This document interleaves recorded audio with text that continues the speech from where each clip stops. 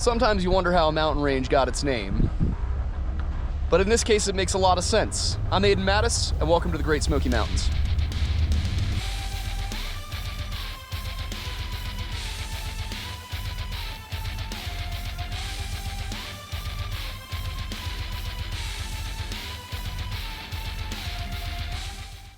Every year, millions upon millions of people venture into America's national parks. And every year, a number of those people seem to just vanish into thin air. Most are ultimately found alive and well within 24 hours after their disappearance, but every now and then, the story doesn't have such a happy ending. Over time, the cases in which the person is found deceased, or more mysteriously never found at all, pile up, presenting what appears to be a disproportionate number of incidents within a given area. Commonly referred to as clusters within the overall community of those interested in the missing 411 phenomenon, groupings like this form the basis of Paulides' series, which in turn presents the hypothesis that these disappearances are in some way connected, and that the truth is deliberately being hidden by the powers that be. There are 16 names listed in the Great Smoky Mountains section of David Paulides' Missing 411, Eastern United States. And over the last several months, we have taken a magnifying glass to almost all of them. And after rigorously studying nearly every single case in the Smokies, I've divided them up into a few different categories. The first is those that have simply been solved. There is no mystery, we know what happened to these individuals.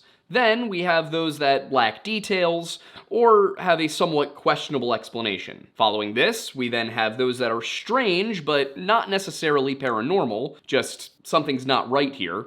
And finally, we have the kinds of cases that just defy all reason. So, for today's episode, what we're going to do is go through each of these cases and explain where we feel they fall on this spectrum and why we placed them there. For several of these cases, that's actually going to involve on-the-ground segments that Aiden and I shot while we were down in the Great Smoky Mountains in the first week of November. You see, in the past, we really haven't had the opportunity to go to the places where these things happened, and then we were able to do that with Paul LeMay in Alaska over the summer, and it really made us realize exactly how much that can explain. Maps are great, I love my maps, but you don't totally understand the terrain until you're actually there. So for I believe 4 of the cases that we're going to talk about today, you're actually going to see us there on the Appalachian Trail, on the Anthony Creek Trail, at Spencefield Trail Shelter, on the Deep Creek Trail, walking around and seeing exactly where it was that these people went missing. Then, after we've gone through everything, I'm going to give you our conclusion about what, if anything, is responsible for these disappearances. Before we get into those ones, however, I do want to address why not every single case in this cluster got its own full video. The cases for which we did not produce a full video in this run were those of Mike Kieran, Jay Tony, Bonnie Lee Edwards, and Brad Lavies. Now, Mike Kieran we didn't do simply because we did a video on him rather recently, in October of 2023. And I felt that with the level of detail in that video, it didn't really need to be rehashed. I will still give my opinion in this video on what most likely happened to Mike, but if you would like to see the full explanation of his story and how I came to that conclusion, I would recommend going and taking a look at that video, which is linked here in the description. As for the others, when I did the preliminary research for those 3 cases, they just weren't mysterious enough to dedicate an entire video to them. We ran into a little bit of this already with cases that we covered recently, specifically those of Michael Aubrey and Abe Ramsey. And so here it felt a little pointless to try and make a mystery out of yet another set of solved disappearances that were really never mysterious to begin with. I say this because in all 3 cases, Tony, Edwards, and Lavies, there is no compelling evidence that anything genuinely strange happened. Jay Tony was a 17-year-old diabetic who was reported missing at Clingman's Dome after telling his friends that he was going to take a shortcut through the woods to try and beat them to their van in the parking lot below. He was last seen around 1:30 p.m. on May 25, 1982, and was found by search teams utilizing tracking dogs just 25 hours later, a little after 2:30 in the afternoon the next day. He was lying in a creek wearing only a tank top and a single sneaker, unconscious, hypothermic, and in need of insulin, but otherwise in good shape. According to quotes in a May 28, 1982 article in the Knoxville News-Sentinel, Tony realized he was lost after leaving the trail Tuesday afternoon, but couldn't get back up the mountain and decided to follow the stream, hoping it would cross a road at some place. After this, he walked all Tuesday night and then was exhausted on Wednesday when he began to suffer from his lack of insulin and food. Essentially, Tony made the kind of decision that you'd expect an inexperienced 17-year-old tourist to make and was rescued because he followed the conventional wisdom of following a stream. Brad Lavies was not so lucky. According to the Asheville Citizen-Times, the 13-year-old was reported missing around 3 p.m. on April 1st, 1993 by his parents after they lost sight of him on the Rainbow Falls Trail. The paper reported that Brad was darting ahead of his parents and taking shortcuts along the 2.7-mile trail, which is really all the explanation you need as for how someone could get lost in these mountains. Lavies was found 2 days later at the base of an unnamed 80 to 100-foot waterfall on a tributary of LeConte Creek about 2,000 feet off the Rainbow Falls Trail. The Montgomery Advisor reported that searchers weren't expecting to find him there, as he was found at the upper limits of the area at about 4,800 feet in elevation. And this was in a spot described as so steep and thicketed that the possibility of him going that far surprised everybody. Without the papers giving an exact location, but using the information provided, I was able to triangulate a couple of spots on the map that this could be, both of which could be reached by walking in or directly beside a creek bed, though of course with some degree of difficulty. This disappearance would be a little odd if Lavies had been following the trail as intended, but it's very easy to understand how he could have gotten lost given the knowledge that he was taking shortcuts left and right. In the Smokies, it can be very easy to lose the trail, and once you do, it can be very difficult to find it again. So, he may have gotten himself off trail, but been aware that he was supposed to be going to a waterfall, mistaken the waterfall he saw for Rainbow Falls, and then slipped on a patch of ice. Finally, in the case of Bonnie Lee Edwards, we have a 9-year-old girl who vanished on January 9th, 1965, after telling the other children she was playing with that day that she was feeling tired and wanted to go home. According to a January 11th, 1965 article in the Winston-Salem Journal, Bonnie was with her 2 brothers, a sister, and a friend when she complained of a headache and dizziness and said about 4:30 p.m. she was going home. When her siblings returned to the house an hour later, Bonnie was not there and everybody realized she was missing, at which point they immediately called the authorities. It was early January, so it was very probably already dark by the time this search began. This complicated things, but the very next day, around 4 p.m., the child was found about a mile from where the children had been playing, lying in high weeds about a football field length from a railroad track. And unfortunately, though the day prior had been an unseasonably warm 69 degrees, temperatures plummeted into the 30s overnight, and Bonnie sadly succumbed to hypothermia before she was located. Speaking to the Journal, her father said that if she got turned around in those woods, it got dark before she could have gotten out. Now, it's important to note that this case did not take place in the Smokies, did not take place in a park, it just took place on a tenant farm property out about 100 miles from the Smokies. So while tragic, it's by no means mysterious that she was unable to find her way home, especially with the consideration that, according to her parents, according to the papers, her mental age was about 3 years behind her chronological age. Had we chosen to cover those 3 cases, they'd inevitably have ended up in that first column, those that have been completely solved. And in that column, they'd join stories like those of Michael Aubrey and Abe Ramsey. Aubrey was not in the Smokies, but was camping in another national park along the Blue Ridge Parkway, and he thankfully survived and told his parents very plainly that he got lost while he was trying to make his way out of the park so that he could hitchhike back home because he didn't want to be camping anymore. Ramsey, a toddler when he vanished, was trying to follow his siblings off to a country store and became lost when they told him to go back to the house. Sadly, he did not survive his ordeal, and his body was recovered from a hollow log off a mountain trail shortly after he disappeared. So, with that, we have 5 cases, including in the Missing 411 Eastern United States Great Smoky Mountains cluster, that really don't have any mystery to them. However, that still leaves 11 others, and in order to understand several of them, we decided that we had to go and get down on the ground. So, we went to the Smokies. Now, one thing I can tell you about the Smokies is that while I was down there, we did a lot of walking, and for some of those times, I wish I had remembered to bring with me a little gift we got from today's sponsor, Raycon. I'm one of those people who likes to have music going when I'm doing pretty much anything, whether that is working out, doing chores, even just working on these videos. When I'm researching, when I'm writing, I usually have an instrumental score going on behind me. When I am playing video games, I'll have, you know, some heavy metal. That's what gets played while I'm at the gym too. So I always have music going. And one thing that I have struggled with in the past is finding comfortable earwear.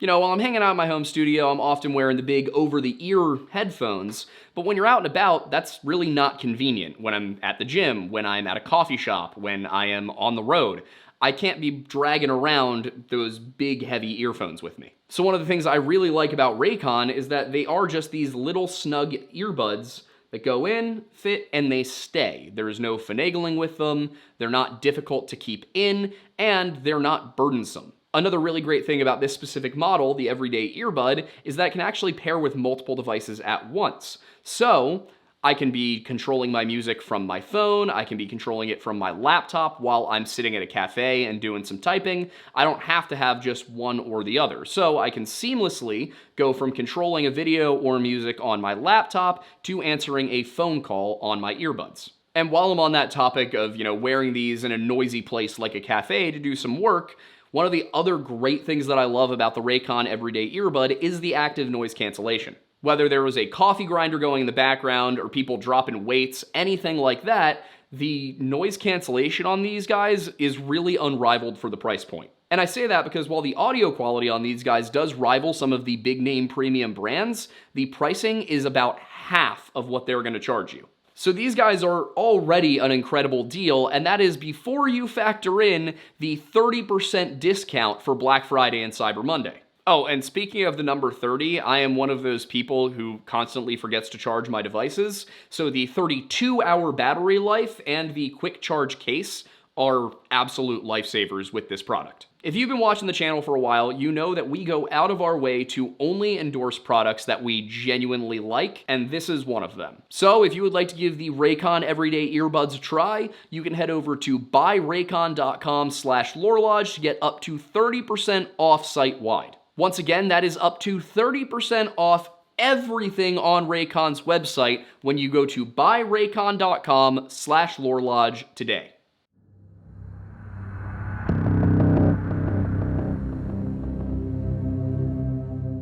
Structurally, this video is going to be a little bit different from how we usually do things. Since we've already covered the details of these cases in other episodes, I'm going to start off with each of these next four by giving a brief summary of what happened, and then switch to the on-the-ground footage, where you'll see us walking the very trails from which these individuals disappeared, beginning with 58-year-old Polly Melton. Last seen in the Deep Creek area on the southern side of the park, the 5'10" woman was last seen walking along the very familiar Deep Creek Trail with two friends when they reportedly lost track of her about a mile from the parking lot on their return trip. As they were making their way back, and before they lost sight of her, she had been walking more quickly than the others, but they were generally unconcerned given that Polly had been walking this exact gravel-paved trail for the last 2 decades. When her friends last laid eyes on her, she was about 75 yards ahead of them, and then she disappeared around a bend in the trail. She remains missing to this day. So the cool thing about this is that we managed to time this in a way that this is actually about when they were doing all of their hiking. So Polly and her friends would have been crossing over into here. Can't say that this trail would have looked exactly the same in the 80s, but for the most part, what we're dealing with here as we walk, and it's a little hard to see, but I'll bend over, it's a gravel trail. So it is kind of in the middle between being a paved trail and being a dirt trail, obviously. Probably didn't even need to say that, but these guys are hard to lose, even with the foliage like this. As you can see, obviously we're right at the beginning, but as you can see, it's flat, it's level. There's an obvious difference between what is not the trail on each side and what is. You might trip on a big stone, but chances are you are not going to totally lose track of this part of the trail. And we'll see how that develops as we get further in.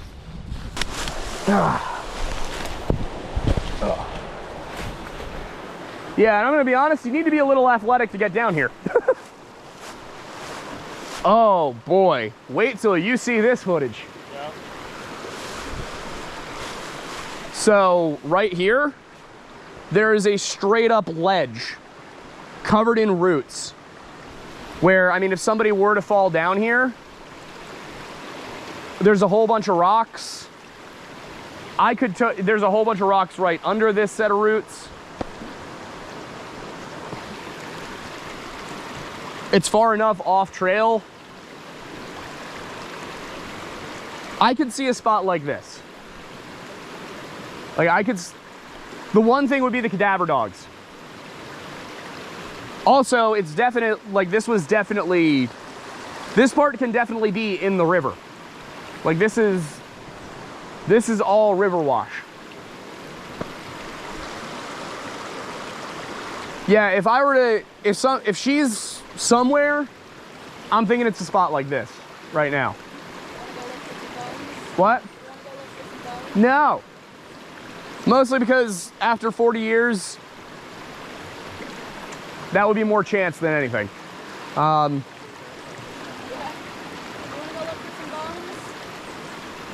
No. All right, I'm coming back up. Maybe, hopefully.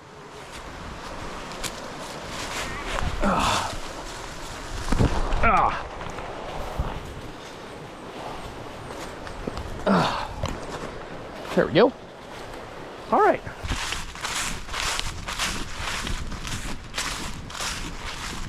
So, Polly was walking at a slightly fast pace based on what was being said by her friends. Basically, they said that she was, some sources say they called out about a joke. Newspapers, I didn't see much of that, but her friends did say that she was ahead of them. At one point, somebody said that they did call out to her, that she turned around, but that after that, they lost sight of her, and they did not see her the entire way back. So what I'm trying to figure out here as I walk is, had they been walking the same pace she was, or slightly slower, where would they have lost and then regained sight if she was still on the trail? Because if she can get to that bridge before they see me, I mean, she could make it all the way back without being seen. So we're gonna see at what point. Probably walking a little faster than 3 miles an hour right now. Just because she was walking faster than them, that's how she ended up ahead of them.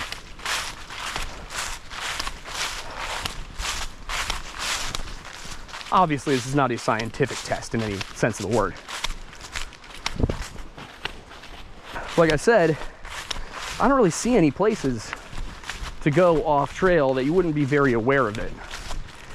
Because even coming down towards Deep Creek right here, towards Deep Creek Horse Trail, the bridge is right there, Indian Creek's right here.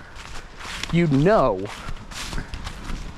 that you were going off your trail. And her deliberately leaving the trail doesn't seem to make much sense because, I mean, she didn't tell anybody. She had multiple family members who cared and missed her, that she cared about and missed. She was a 2-pack-a-day smoker who did not bring her cigarettes on this hike. She was wearing all of her jewelry, maybe, we don't know for sure.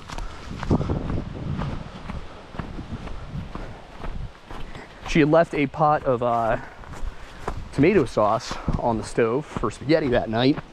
Like, again, if you were trying to disappear, some of these things make sense. Nobody's gonna suspect you tried to disappear if you went, if you left spaghetti sauce sitting on the pot at home. But yeah, if you got across there and they hadn't seen you yet, you're missing. Anyway, I know I'm not being totally coherent. I'm trying to talk while walk, but the cigarettes for me are the big one, is that she did not bring her cigarettes with her. 2-pack-a-day smoker. I mean, I don't know anybody who smokes even a pack a day who doesn't bring cigarettes with them basically everywhere they go. Because this is, this thing, 2 packs. Packs typically have like 15 or 16 cigarettes in them, I guess, probably somewhere around there. Smoking 2 packs a day, that means that's 32 hours. Smoking oh, wow, yeah, jeez. You're smoking multiple cigarettes an hour. This is at least an hour-long hike. You're bringing a cigarette. They still aren't here. Watch us not even catch up with him until the parking lot. Oh no, I see him. Yeah, but he stopped. Yeah. Like, there they are. I could have gotten halfway back by now if I was jogging.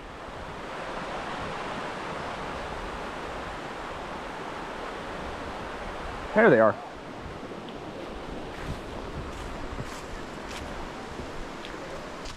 Why'd you stop?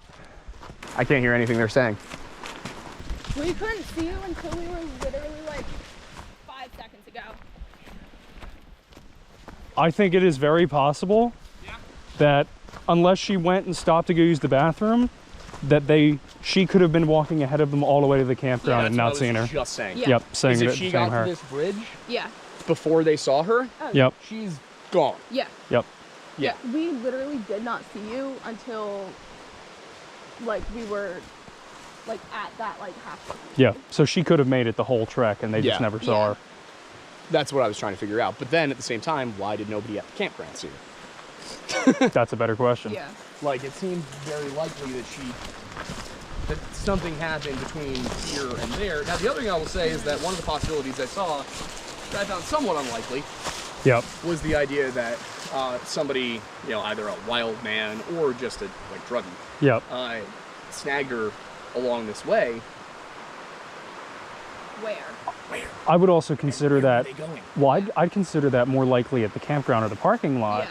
Because if nobody's aware that anyone's missing at that point, nobody's really paying attention to what That's everyone true. else You is wouldn't doing. notice a random middle-aged woman. Yeah, you might see her, but you're not going to recall that most likely because you had no reason I to. couldn't tell you I can tell you what maybe 2 people looked like back at the campground.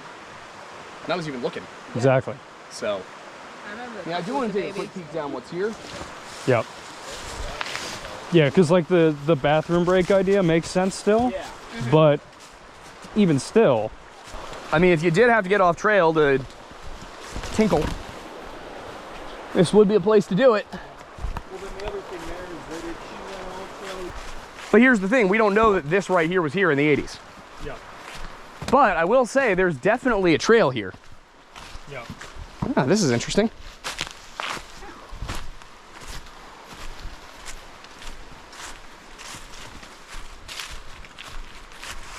Oh, look at that. Born and died May 2nd, 1914. Move some of the debris, leave the money and all that here. Mabel, infant daughter of Sam and Leah Honeycutt, born and died May 2nd, 1914. That is a remarkably well-preserved 108-year-old headstone, or 110-year-old headstone. Yeah.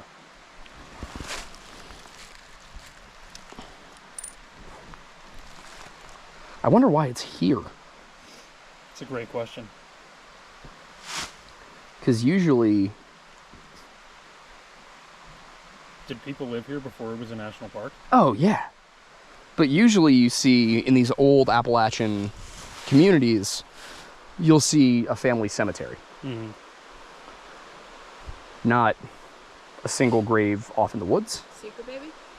Well, possibility. No, because Sam and Leah Honeycutt. So, married. Oh yeah. Yeah, but also like, may they have been going somewhere that was a trail through here, had the baby that Yeah. I was mean, then stillborn, I guess. maybe. Maybe. But again, this is all pretty rugged. Yeah. Like, it could be that that trail was built upon an existing trail, Yeah. but It's definitely unusual. yeah, not spooky unusual, just like, huh, out of the ordinary. Like, there's more to this. Yeah. But I'm guessing that's what this trail is then. This is probably, because those flowers, I didn't check to see if they were real. They look it. Yeah. But those flowers and at least some of those coins were placed there recently. That dollar.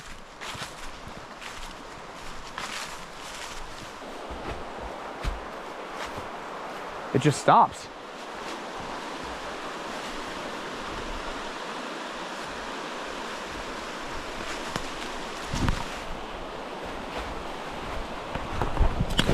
Ah.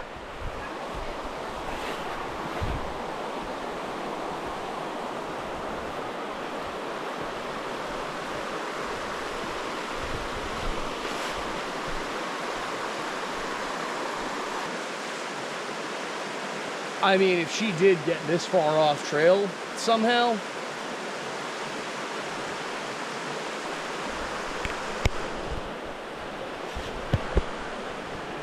that would explain all of it. But why'd she go this far off trail? I mean, the bathroom break idea makes sense, but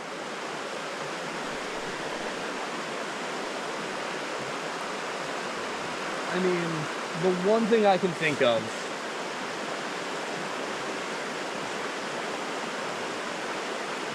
is that she maybe would have tried to like crouch over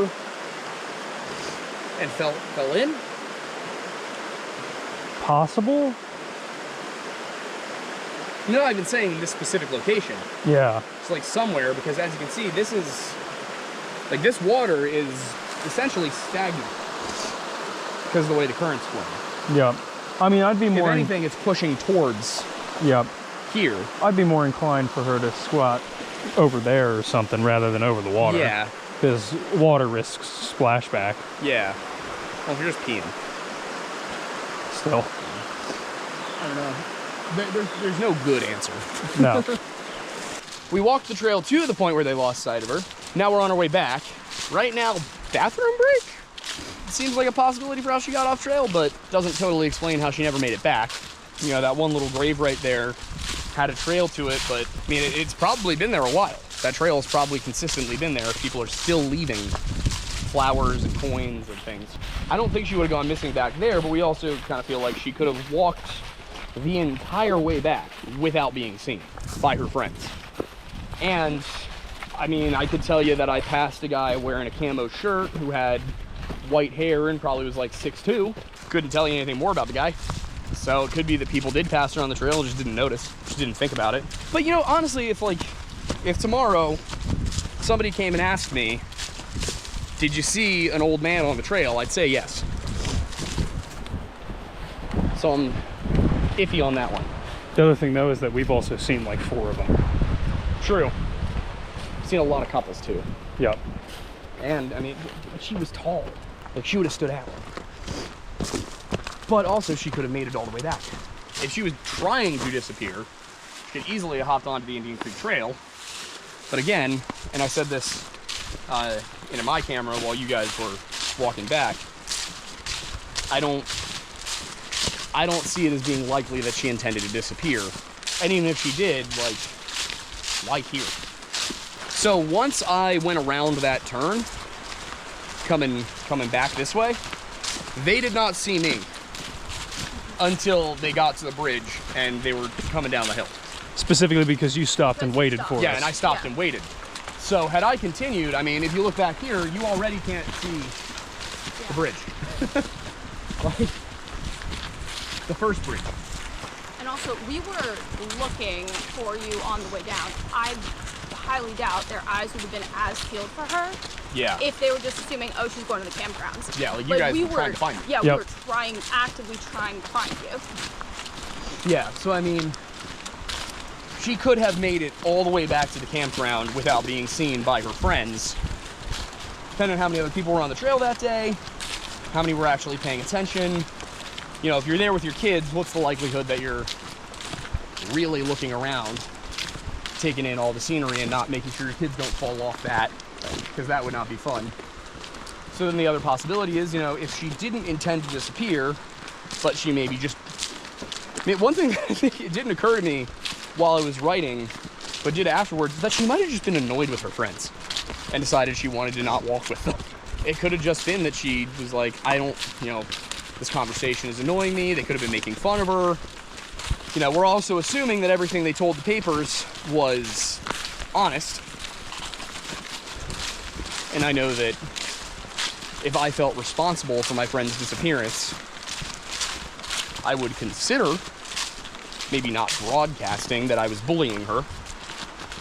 Would certainly tell it to the Park Service, though. Then again, you know, not everybody's me. But that's the thing, is like, aside from her making it all the way back, and then what? Being abducted in the parking lot in broad daylight in front of park rangers? Well, how did she get to the parking lot? What do you mean? They walked from their campground.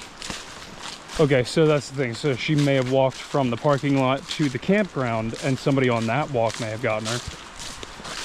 Maybe, but it was a quarter mile. True. And the, like, what? She didn't scream? She didn't fight? There was no sign, like, and who? Who, like, if you're a random, most people are abducted by people they know. But if this is a random thing, I mean, you gotta be a big person, probably a man, to wrestle a 5'10", 5'11" inch tall woman into the back seat of your car. Or into the trunk, or whatever. Like, I could pick Amanda up and I could run back to the parking lot with her. But somebody that big is not a good target for a crime of opportunity. You know? If you are trying to abduct somebody for any purpose, you're probably going to target somebody who can't physically resist you. That's not what happened here. And even then, people are typically abducted by people that they already know. So who would have done it? And also, you know, when you think about what trafficking is, like, 57-year-old women aren't exactly in vogue. I am sorry, that probably sounded really strange. As we walk back, you really can't get off trail without deliberately going off trail. Now, you don't have to necessarily be trying to disappear to get off trail here. You very much could just be trying to see the sights, walking down what appears to be a path, and then fall. The problem I have with that is that the cadaver dogs arguably should have found her. Scent dogs are a little more iffy, but arguably should have found her. And I want to, just to point it out, this is the 1980s. This is an older woman. She was probably wearing a hefty amount of perfume. Like, dogs should have found her, you know? Maybe she wasn't. That's always possible. But this isn't like, you know, a 20-year-old man wearing full cover clothing and no cologne. This is a 57-year-old woman who's probably got quite a bit more scent to her than the average missing person, you know? Just hair products. Yeah. Hairspray. I would have thought there would be a stronger scent, you know? But yeah, I mean, you can't accidentally go off trail here. Like, if you leave this trail, you did it on purpose.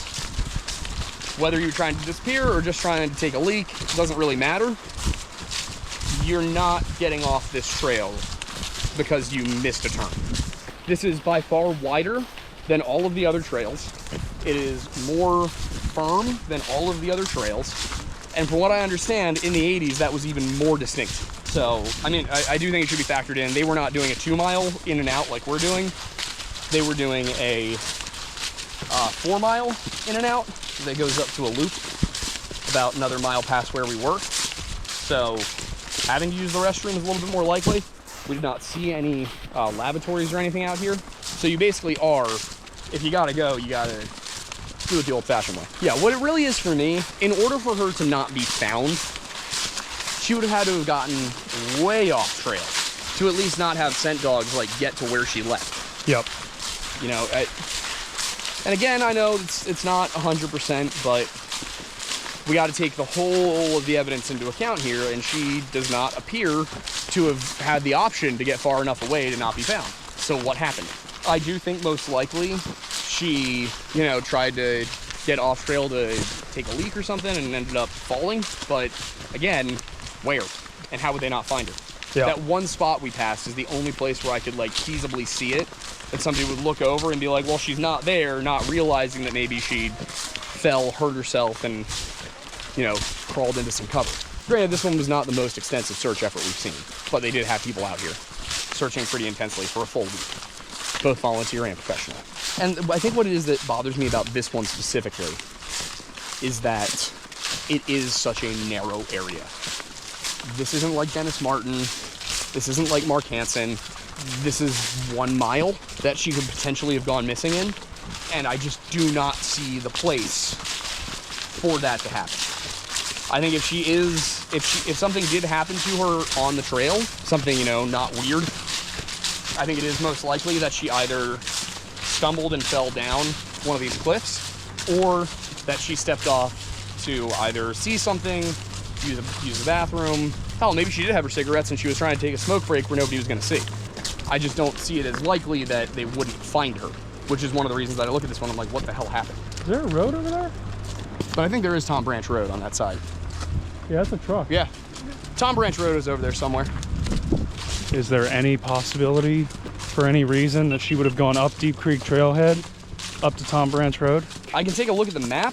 I think Indian Creek loops back here, but we can take a look at the map when we get back. We're almost there. Yeah, because This is the spot where when we first started filming, I was like, yeah, it's a little difficult to read these signs if you're not standing right in front of them, but it's very obvious what Deep Creek Trail is as you're heading back.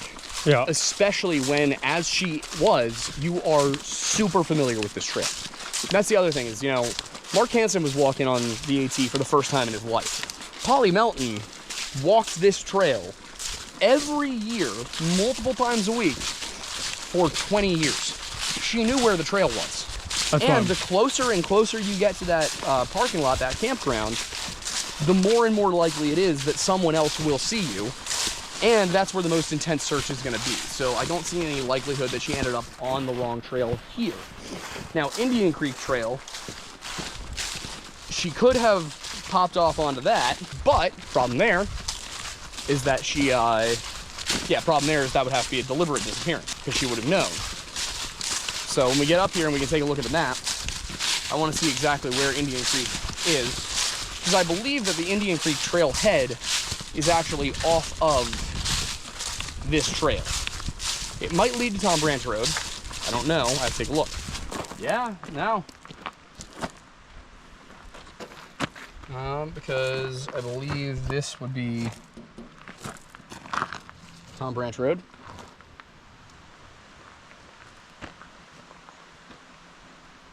Yeah, because there's Tom Branch Falls. That's what we just passed. It's Indian Creek Falls, so that was up further. I think what happened was we crossed this bridge, and then where she went missing was around right here. Yeah. So the Indian Creek Trail would take you up there and meet with you past where we went. Because we started here, made our way up here. That was the waterfall we saw on our right. As we were walking up, it was on our left as we came back. Up here, crossed the creek right here. Over here, crossed the creek a second time at Indian Creek Falls. Crossed it a third time. This was the bridge where I stopped and just talked to myself, and then you guys came down and saw me. And then we walked to about right here. This, I think, is where that turn was. So this is where she would have disappeared. Made her way down here, over across here. So if she had gone across the Indian Creek Trail, I mean, that would have taken her all the way over up back here. If she didn't get onto If she didn't take the Stone Pile Stonepile Gap Trail, which then takes you back down around way down here. But then she'd have been in a road. But again, she wouldn't have accidentally gone off. No, that would have had to have been intentional, where we were deciding, like, oh, if she was annoyed at her friends, Exactly. maybe she just wanted to take another trail. So here's the thing. So then Yeah, could have been taken from there. But these trails are more rugged. And you'd have to take one to get back to the road. Well, if you say that she does this all the time. But she hated. Oh, she did? Yeah, she did not like going off trail. This would have been off trail to her. Got it. This would have been off trail to her. This would have been off trail to her. I mean, these are, from what I can tell, the more intense ones. But it's hard to tell, like, what, because I don't see what the black is supposed to be. Just the black. Loop hiking trail. Here we go. That's what that means. Yeah, so Deep Creek Indian Loop is all one loop. No, there's... I mean, we could have seen what that looked like, but it might look like this. But, I mean, here's the reason I'm thinking not, is it says bicycle accessible. And I don't think they mean mountain bikes necessarily. Like mountain biking trails. Yeah, no, bicycle accessible is the type of trail we were just on. Yeah, it's not like a mountain biking trail where it's narrow. Yeah. We'll probably shoot a little conclusion segment overall anyway, but, you know, initial thoughts coming off of here. It's possible that she just fell off a cliff and the Park Service missed her. That is a possibility that cannot be ruled out.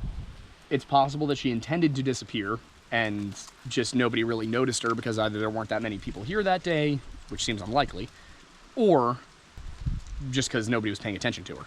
The alternatives were that she was attacked by somebody who lives in the park, like, you know, these so-called wild men that we hear about that, you know, are a real thing.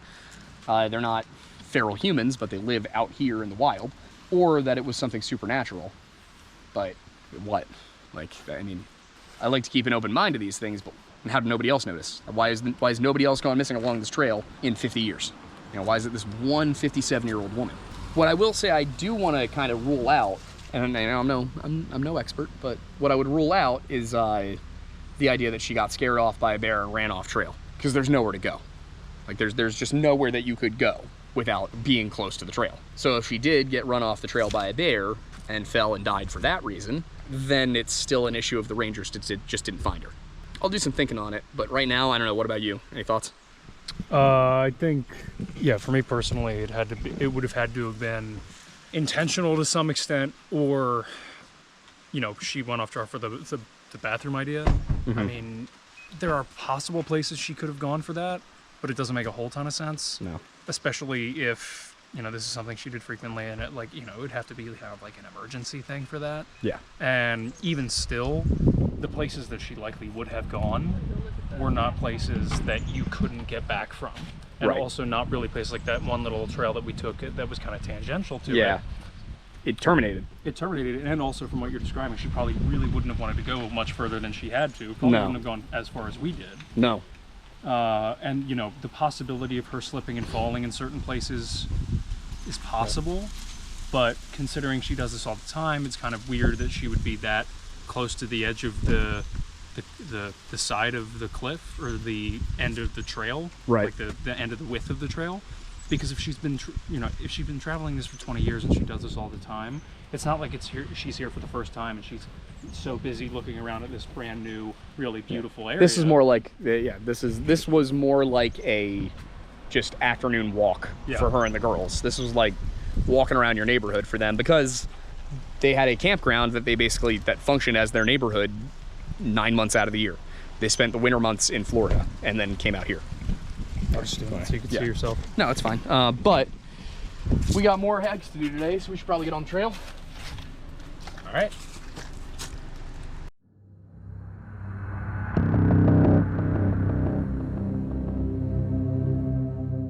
Five years before Polly Melton's disappearance, another woman vanished from a trail in this same park in a strikingly similar manner. Though in this case, it was a teenager who went missing. 16-year-old Trenny Gibson was a sophomore at Knoxville, Tennessee's Bearden High School when she was last seen on October 8, 1976. When Mr. Wayne Dunlap's horticulture class got off their bus at around 12:30 p.m., they anticipated a relaxing day away from school, hiking amongst the beautiful landscape of the Great Smoky Mountains. And in fact, that was nearly their experience, until they got back to the parking lot and realized that they were down a student. As it turned out, the students had broken up into a number of smaller groups as they returned to Clingman's Dome parking lot from Andrews Bald, and Trenny had fallen in with about 3 or 4 other students. According to their testimony and later interviews with Park Service rangers, they stopped to take a break about half a mile from the parking lot, only for Trenny to continue onwards. According to one Bobby Kogel, a female student who was one of the last to see Trenny, the latter girl stopped a little farther up, bent over, and then appeared to make a right turn off of the trail. She remains missing to this day. So right now we are standing at the trailhead leading to Andrews Bald. Now, Andrews Bald was the location that Trenny Gibson's class was heading towards, and I want to say 1976. I really should have done more to remember all of this. I had my notepad with me. Some things happened. It's nobody's fault. Point is, their trip was a field trip. I keep seeing all this stuff about it being unannounced and that nobody knew. I have yet to come up with any actual evidence of that. From what I can tell, this was a standard field trip, standard class adventure. What made it weird was that a 16-year-old girl, just half a mile or so from where I'm standing right now, vanished. So what we're gonna do right now is make our way down there. There was a long, flat rock that was mentioned in multiple different eyewitness reports as being the last place she was seen. So we wanna get down there and see if we can find that rock. Now, it has been almost 50 years, so we'll see. But honestly, what I'm really more interested to tell you about is a couple of emails that I got, but we'll get to that in a minute. It may have been my fault about the bag. So we're probably not even 100 yards down the trail yet, and I will say this much. There are a lot more places for somebody to disappear up here than there were, anywhere else we've been, really. If you look off to the sides here, it's a nice gentle slope for the most part. Very wooded, lots of rocks and boulders everywhere. So here's the thing. If you were trying to disappear, it would be very easy to do so, at least long enough for your class to get past you. Which gives me some thoughts about, two things. A, did she choose to disappear? Because that was one of the main suggestions. And one of the things I couldn't wrap my head around was like, well, where would she have gone? How could her class walk past her? She almost has to have either deliberately disappeared or been kidnapped. If you knock her out, kidnapping seems very possible right now. And if she wanted to disappear, it would be super easy to hide since nobody knew you were trying to go missing. So in between the time it would have taken them to get back up to the top of the trail, again, we're only a little bit down, so we'll see if that changes closer to where she actually went missing. But just right now, my thought process is like, okay, I could see her trying to disappear, maybe to, run away, run off. Once again, we have the story from her parents that they, one time they had to shoot at a boy who was trying to climb into her house through the window. And they said it was, he was breaking in. Well, it's possible he wasn't. So just to clarify what I mean by that, Trenny's parents were like, she doesn't date, she doesn't this, she doesn't that, all she did all summer was work. There's very little information going. I don't want to accuse anybody of anything, but they may have been very strict parents, and this might have been a rebellious issue. There was one girl who somewhat matched the description of Trenny who was cited, I think, if I'm remembering correctly, at a truck stop or a diner or something, a little bit after this happened, wearing different clothes, but nobody called it in, and at least nobody called it in immediately. By the time the cops got there, she was gone. So part of my thinking is maybe she was trying to date, and a boy had snuck into the house, or was trying to sneak into the house, and that was what resulted in her mother shooting at the boy, not that he was trying to break in, that he didn't have Trenny's permission. Because this was supposedly a boy who had a thing for Trenny. Personally, I find it much more likely that they chased him out of the house than that he was trying to break in. But again, there's very little information to go on, so I don't want to accuse anybody of everything. But I'm just trying to put everything out there on the table so you understand. So if you look down right here, compared to what we were seeing on the Appalachian Trail, up near Icewater Springs Boulevard Trail, it's thick. There's a lot of dead trees and everything here, but this is very negotiable. At least, for a certain distance. Same thing over on this side. There is, again, you'd have to pick your way through things, but these are probably 30 or 40 degree slopes. Nowhere near as sheer as what we were seeing on the last trail. So this could also be important because I believe that this was here in 1976.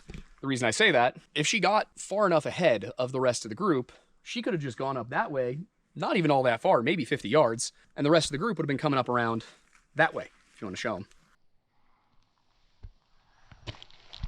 Yeah, so here's another thing, just as we walk. Even a lot of these spots aren't quite as steep as what we were seeing on the AT. Like, there's certainly quite a few that are, but there are places where she could have, skittered her way down there. And when you think about, how much area this is to cover, they checked all the places that were reachable.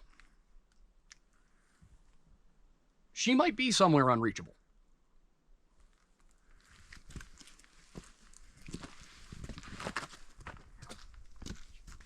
So I'm beginning to understand what the National Park Service is struggling with here. There's a lot of long, flat rocks. Yep. So I have a question. Yeah.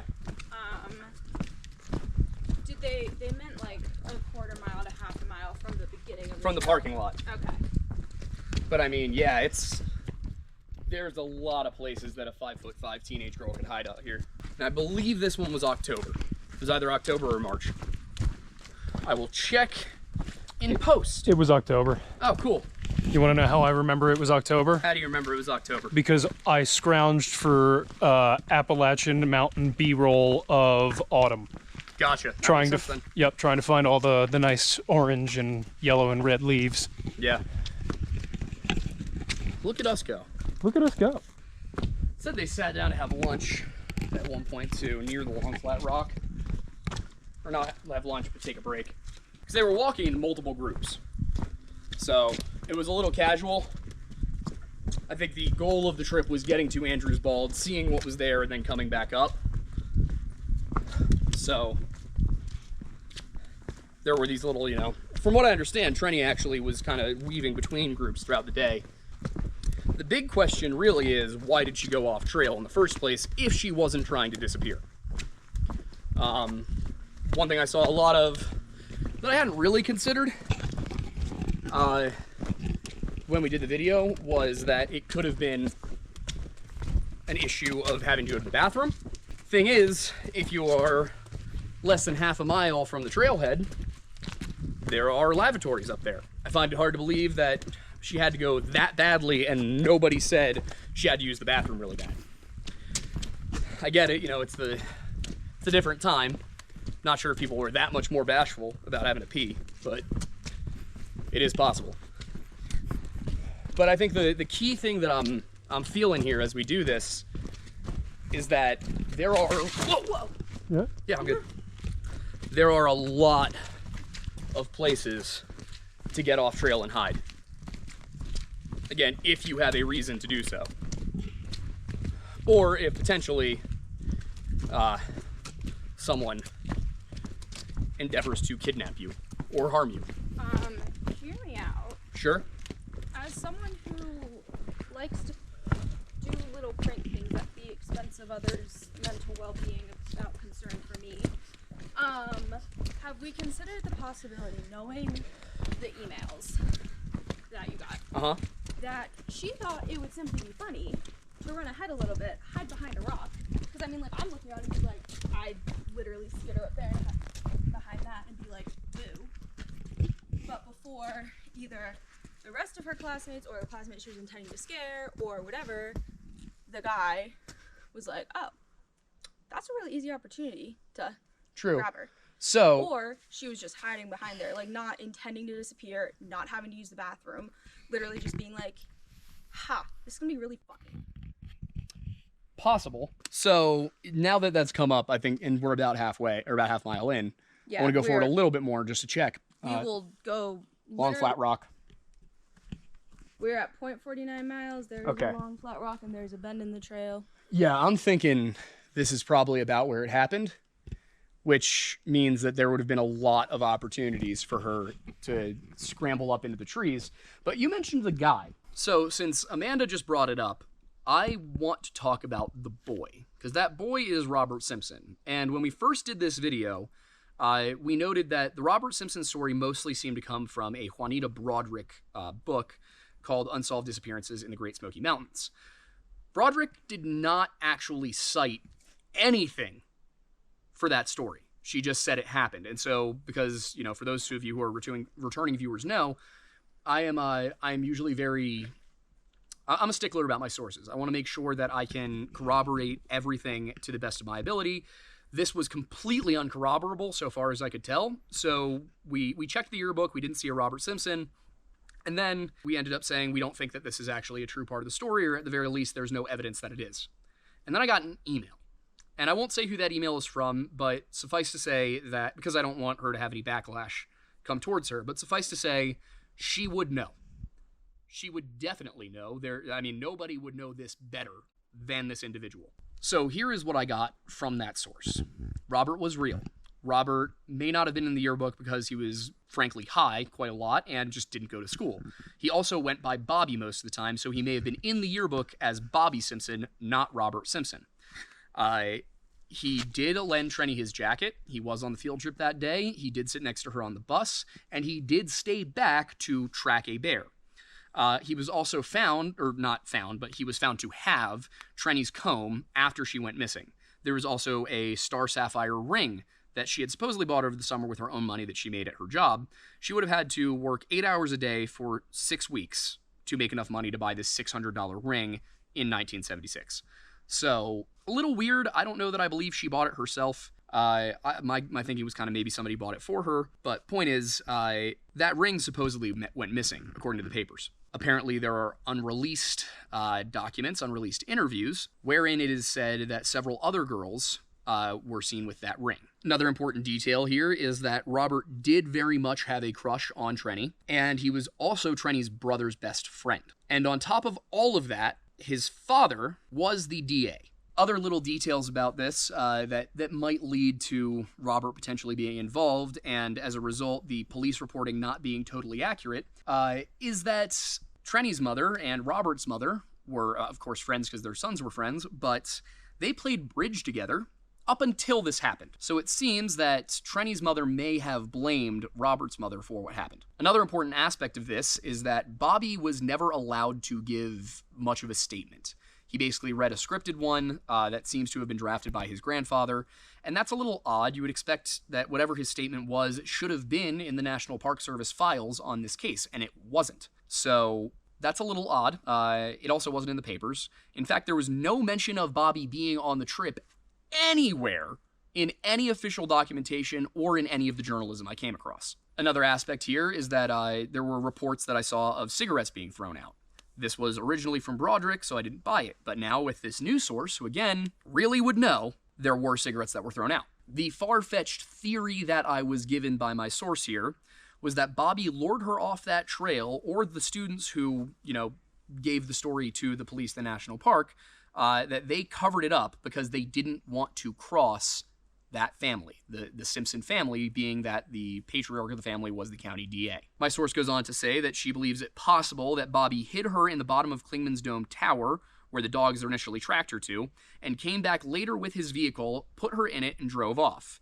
She then goes on to say, I would bet money she is buried in the backyard of Bobby's house. I have the address. I'm not going to give it out here.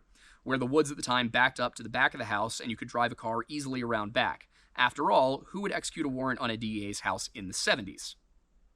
So, am I telling you all of that is what happened? Not necessarily. Even my source said this is a far-fetched theory. But there are other possibilities. That one, however, is very possible. One of the weirdest things about this story is that at no point did they go up to Klingman's Dome with Trenny, and yet the dogs tracked her. Why might they track her? Well, it could have been that she went up there. It could have been somebody wearing something she was wearing went up there. It could have just been the dogs making a mistake, because that happens. Obviously, there's also a whole bunch of places you could go to hide. Hell, she probably could have hid right behind that rock right there. Oh, careful. I am. Well, no, you weren't. That was the problem.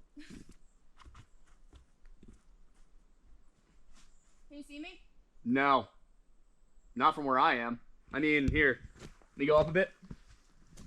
And again, nobody would be thinking to turn around and look for Trenny and no. Wave. Oh, you will not be able to find me. Yeah, I can't see you at all. No, come over to the other side of the rock. What? Okay. Come.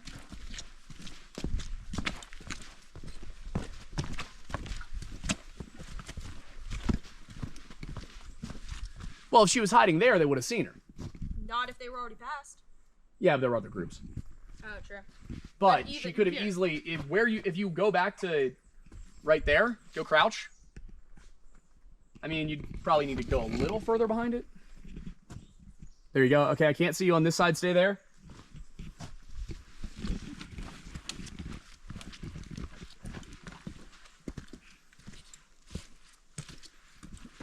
Yeah, you'll be able to see me from up there. Yeah, I can. But there's also more rocks up there. Yeah. So, I mean, point stands. Also, that's accounting for the fact that Nothing would have changed between now and then. also they wouldn't have been looking back. Yeah, they'd have no reason to look for it. And B, you could pretty quietly go from one side of that rock to the other. Or potentially up behind those two. That's what Yeah. I'm doing. Yeah. Yeah, so I think this could be a spot that she easily could have popped off to hide somewhere. I mean, this is a negotiable slope. There's a whole bunch of boulders down there. That's a negotiable slope. There's a whole bunch of boulders up there. Yeah. There's a bend right there behind you, Aiden. I think this looks like it's probably the spot where it happened. It also could have been that this was the bend right here that she came around. I mean, It's also really easy. Like, I could make it up there in 2 seconds. yeah, this is... If she was choosing to disappear, it would be totally feasible to do it right here. And this is, again, about half a mile from the parking lot. One last thing from that source, who said that she believes Robert is the most likely suspect for what would have happened here. Robert's father was the guy who prosecuted anything that happened in the park. Or at least Robert was the guy who prosecuted anything that happened to people from Tennessee in the park. I didn't really get details on this. I just got the father handle all the cases in the park. That's all I got. Personally, I think it is just as likely that she intended to disappear. The one sticking point for me there is that she left behind $1,200 in cash. Now, $1,000 of that was tied up in a bank account. And in the 70s, she probably wouldn't have been able to withdraw that without parental consent. It was probably a parent-managed bank account. But she left $200 in cash at home. And that, I would think if she intended to disappear, she probably would have brought that with her. On the other hand, with Robert, you know, I think it's very possible, based on the description, based on the level of sincerity, the fact that apparently his parents divorced after this. There's a lot of circumstantial evidence pointing to Robert having something to do with it, and there being suppressed evidence that he did. So then the issue there is we're dealing with the son of the DA, and we're dealing with a lack of evidence, which makes it utterly impossible to determine between these two otherwise equally likely things what the truth actually is. Now, if Robert was responsible and he did do what was theorized, that he hid her body, it would make complete sense she was never found in the park, because he would have taken it out, he would have buried it in his backyard. You know, I think if there is anybody watching this who has interest in finding this guy and is in the proper position of authority, let me know. I will connect you with my source on this. I will, I will give you the information I have in full, because I want to make sure that if this is what happened, that Trenny is brought to justice, that there is some closure for the remaining members of her family. I believe her parents have passed since this.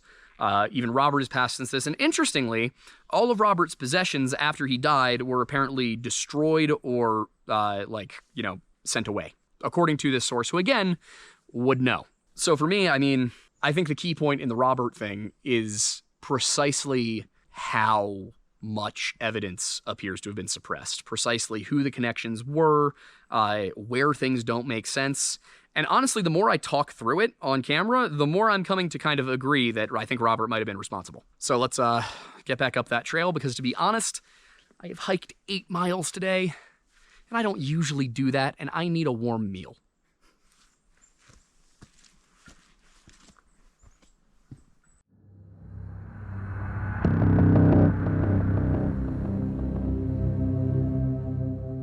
I've said before that some of the more confusing disappearances that we've looked into were those involving Boy Scouts. While they're certainly not wilderness experts, Scouts, when properly instructed, should have a bit more awareness of what not to do when out in the woods. For that reason, I was a little bit puzzled by the disappearance of 16-year-old Geoff Hague. Last seen on February 8th, 1970, Geoff vanished while returning from a camping trip with Scoutmaster Eugene Smith, Smith's 15-year-old son Lee, and 16-year-old Stephen Wolfe. The 4 of them had stayed the night of February 7th at the Icewater Springs Shelter, a stop along the Appalachian Trail approximately 3 miles from Newfound Gap. Most of the reporting suggests that on the morning of February 8th, Scoutmaster Eugene Smith began heading back to the parking lot with Geoff and Stephen, leaving Lee behind to finish packing. Then, upon reaching the junction with the Appalachian Trail, Geoff allegedly said that he wanted to rest for a bit before continuing, and the other 2 left him to wait there for Lee. Several hours later, Lee returned to the parking lot where he encountered Eugene and Stephen, only for Geoff to be nowhere in sight. It was at that point that everybody seems to have realized something was wrong, and that they reported that Geoff was missing to the Rangers. But what isn't frequently reported, in fact we only came across it in exactly one paper, was that a snowball fight occurred the night prior, and apparently this snowball fight got a little out of hand. That is to say that it got so intense that Scoutmaster Eugene had to reprimand all 3 of these boys. Now keep in mind, 15 and 2 16-year-olds. These are teenagers. Think back to how many times you as a teenager were yelled at by your parents for throwing a snowball at somebody who was okay with having a snowball thrown at them. Anyway, the point here is that Geoff was reported missing after he failed to return with this group. He was found deceased in Walker Camp Prong about a week after he disappeared. All right, so for today's hike, at least the first leg of it, what we're doing is we are heading out to the Ice Water Springs Shelter, and that's about 3 miles east of us along the Appalachian Trail. The reason we're doing that is the last known location of Geoff Hague, who went missing on February 8th, 1970.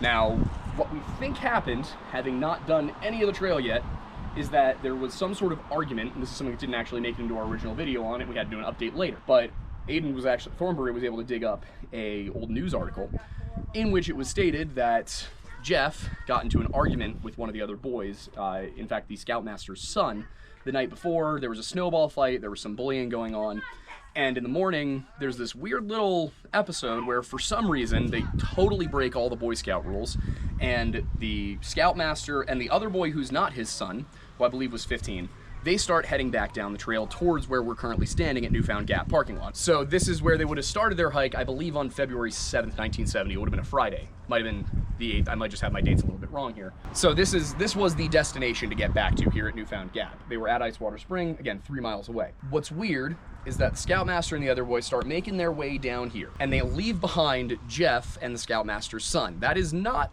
normal in Boy Scouts. You're not supposed to do that. And it's kind of said in the official version of the story given by the people who made it back that they waited for Geoff, all 3 of them, by the way, that all 3 of them waited for Geoff at this one little intersection. We'll show you where that is, and he never came back, that he was just packing up some stuff back at camp. This would be breaking the buddy system. This is not a horrible Scoutmaster decision here, but it's not what happened. Because what actually happened is that Geoff was left behind with the Scoutmaster's son, who we know he was in an argument with the night before, and then Scoutmaster's son makes it back here to Newfound Gap. Geoff never does. We think that Geoff turned north and went along the Boulevard Trail, but I'll get into some more details about that when we get there. So where we are headed out to is we want to get to the Boulevard Trail, because when Geoff was found, he was found in a drainage just off of that. So what we believe happened is that there may have been some sort of argument, some sort of fight. I'll get into some more details as we get down there, that led to Geoff deciding to try and take a different route back. Unfortunately, the trail that Geoff would have been taking does not actually lead back to where we currently are at the Newfound Gap parking lot, nor does it in fact lead really out of the park, at least not for miles and miles and miles, because first it takes you all the way up to Mount LeConte, which if I'm not mistaken is actually the highest point in the Smokies, and then it takes you back down. So not necessarily relevant to the Geoff Hague situation, because they were in February, early February. It would have been cold as hell, which I gotta say, being here in November would suck to be here in February. It is markedly colder up here than it is at Newfound Gap, probably 10 degrees. It's also, you're up in the clouds, so underneath this hoodie, I am soaking wet. We're not even to the Boulevard Trail. We're on the Boulevard Trail right now, but we're not even to the spot where he went down, which I think is Walker Prong.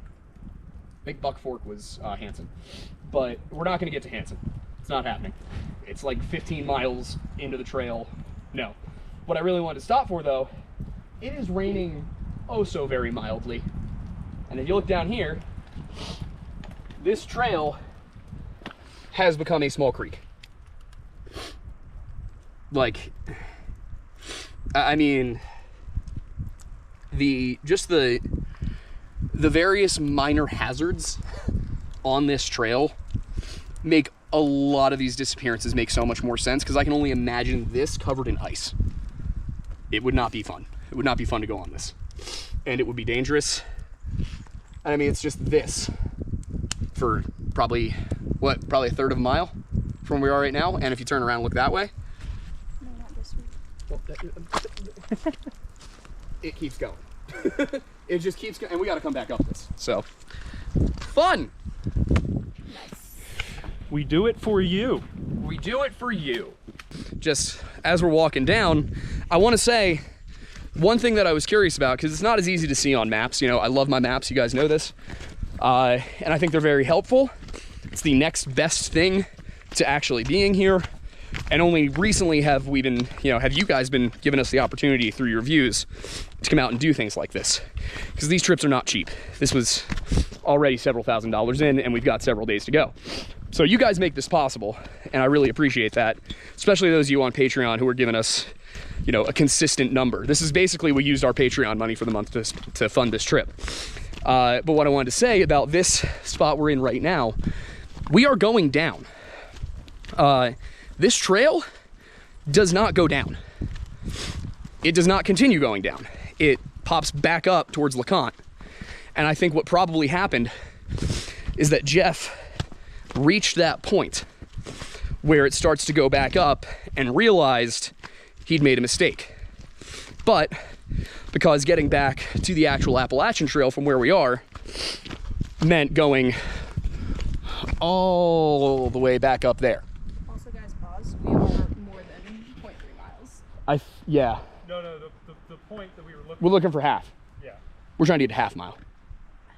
Yeah, so what I think probably happened is that Geoff saw this and figured, oh, that's downhill. I can go that way. He may not have even, I mean, here's the thing, coming back from Icewater Spring, the sign's pretty obvious. Although somebody may have gotten a little confused. Or he may have thought we were going to a different place. Me? Yeah. No, I knew this was the direction we were. Oh, okay, gotcha. Yeah. No. Yeah, all right, so that's fair. It confused me that you were saying let's go to Icewater. I'm like, I thought we were going to the disappearance location. We are. Exactly. Right now. And that's my thing. Because I thought we So. were going there first. Yeah, we are currently on the Boulevard Trail, and I can see how Geoff would have thought that this was going to take him down out of the park, because we've been going down a while, and honestly, I'm kind of annoyed because now I got to go back up this. So right behind me here is the Icewater Spring Trail Shelter. This is just off the Appalachian Trail, and it would have been potentially the last known location of Geoff Hague had he not been found. So what happened here, I think I got this wrong in the intro a little bit because I was a little foggy, but Geoff was not the one who was left behind. Supposedly, Geoff was supposed to stay at the Icewater Spring trailhead up on the AT and wait for the Scoutmaster's son, whose name is escaping me right now. But the idea was Geoff would wait there for him. He just had to pack up here. It was going to take him like 10 minutes, and then he was going to meet up with Geoff and they were going to walk back together. Now, as we know, these are the two people who were in a fight the night before. As we know, the Scoutmaster's son was antagonizing Geoff. They were throwing snowballs at each other, and based on Geoff's reaction as reported in the paper, they were probably throwing ice balls at him. He apparently was very upset about the situation. Having been a former Boy Scout, leaving anybody behind at a trail shelter, even just to pack up for 10 minutes, which again doesn't make any sense because why wouldn't you just wait or help? But that's not something you do. You're not supposed to do that. That's why I'm skeptical about the story, aside from just the newspaper reporting that, yeah, I think the Scoutmaster's name was Eugene. You know, that was a stupid idea. That was a dumb thing to do if that's what you did. But the idea is that the night before, camped out here, little kerfuffle, and as they got back onto the Icewater Springs, or back onto the Icewater Spring Trail, and then back up towards the Appalachian Trail, Geoff waited, supposedly, for this other guy, or this is the idea, is he was supposed to wait. Scoutmaster's son was supposed to meet up with him. Scoutmaster's son gets up there. Geoff's not there. This is the original story that was told. It was told in most of the papers, and I believe it is the version David Paulides tells. That is not what happened. And what I think happened here is that maybe Geoff and the other boy were left here together, and Geoff decided he wanted to go off on his own. Or maybe they left Geoff behind and not the Scoutmaster's son, and they didn't wait for him. Either way, he ends up going up the Boulevard Trail, which is what we're about to do, just to figure out, where might he have gone off. Because having looked at the map, there are a couple of possible places. He was found in Walker Camp Prong. I mean, since we've been walking up here, there's not a lot of places where you can just go down the mountainside. It's pretty steep. There's not really any places where it seems like that's a good idea. And what's weird about the Boulevard Trail is that it ends up going up to LeConte. So even though there is a part that goes down a little bit, there's no signage saying this leads you out of the park. And it would have to be a pretty steep decline for you to think you're actually going down, because the whole way up here, yeah, there's a couple spots where you go down a little bit and back up, but you're going up the whole time and you can tell. So there would have to be a very obvious downward trajectory in order to think you were making your way out of the park along the Boulevard Trail.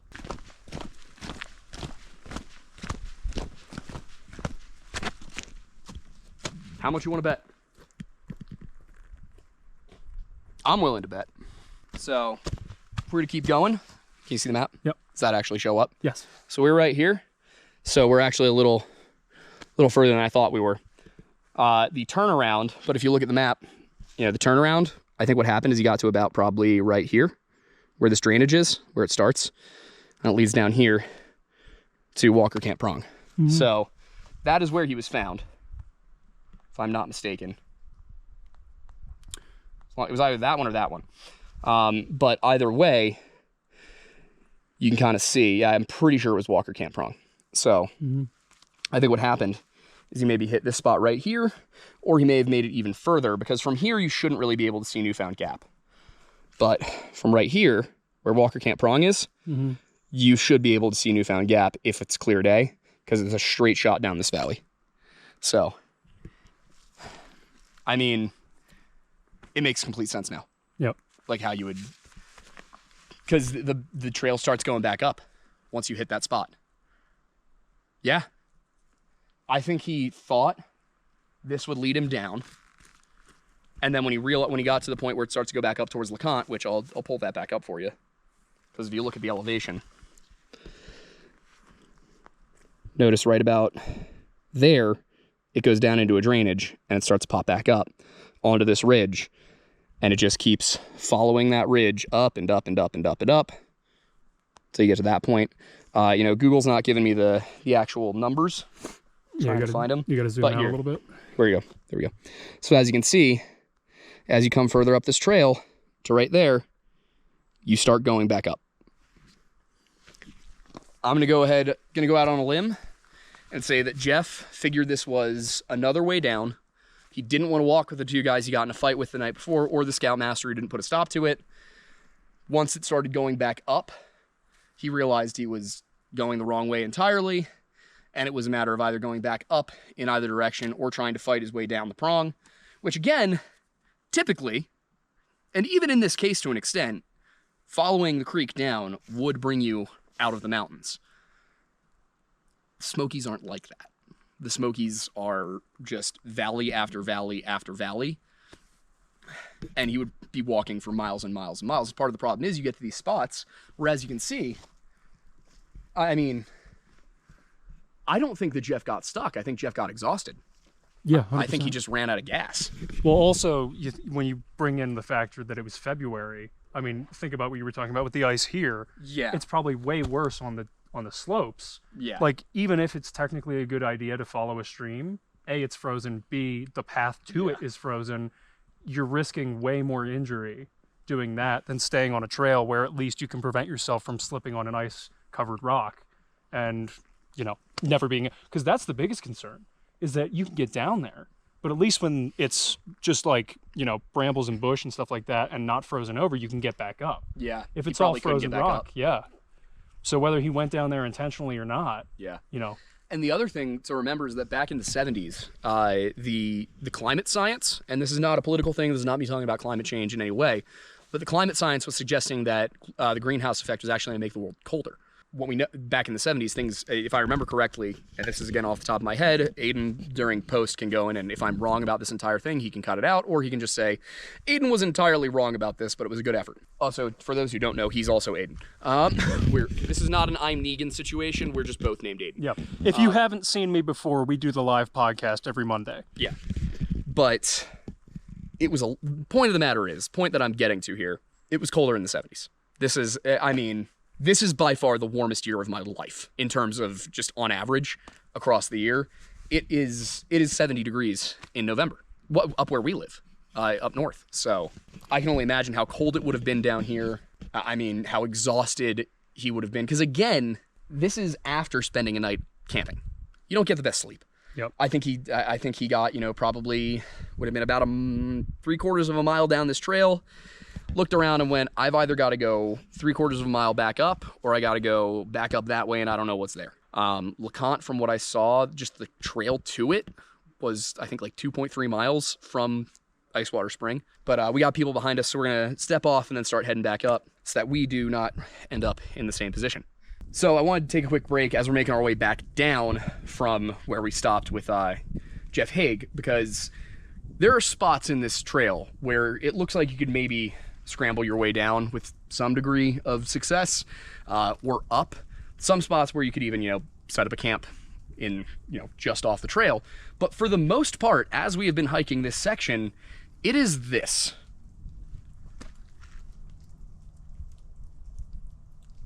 So,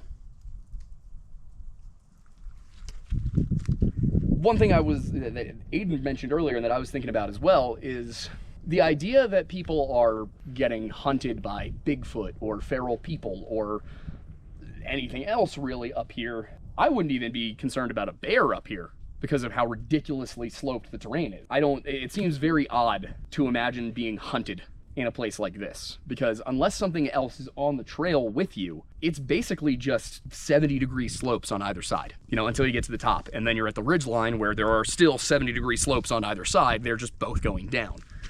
So when I think about, where I was 2 years ago, where a lot of people, looking at the Missing 411 stuff still are, being here really changes the game. There is so much involved in the terrain that makes those things that seem implausible as they are, like feral people, like the Wendigo, like Bigfoot being responsible, seem even more ridiculous when you are here. So it's not, this isn't me trying to say that, the paranormal isn't real, because I'm still a little superstitious.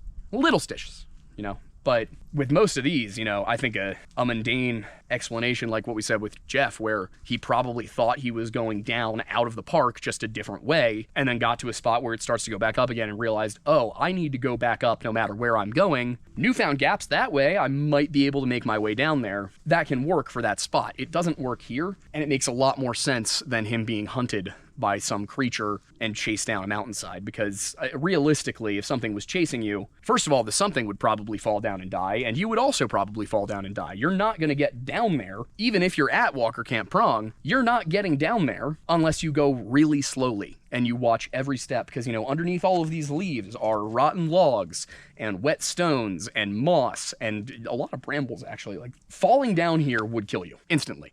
Trying to run down here would almost certainly lead to certain death. So nobody's getting chased down one of these slopes. They are deliberately trying to get down there, and I'm thinking that's, it's probably what happened to both Mark Hansen and Geoff Hague, is that they were trying to get down, found a spot where it looked negotiable, because this certainly isn't, and just realized at a certain point that they were out of energy, they were out of food, they were cold, because both of these were early February and mid-March for Hansen. Might have been March 20th.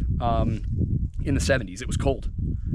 And I'm thinking, that is far more likely than any other explanation I can think of, specifically for those two cases. That said, I'm still a little confused about Melton. Because you've already seen that part.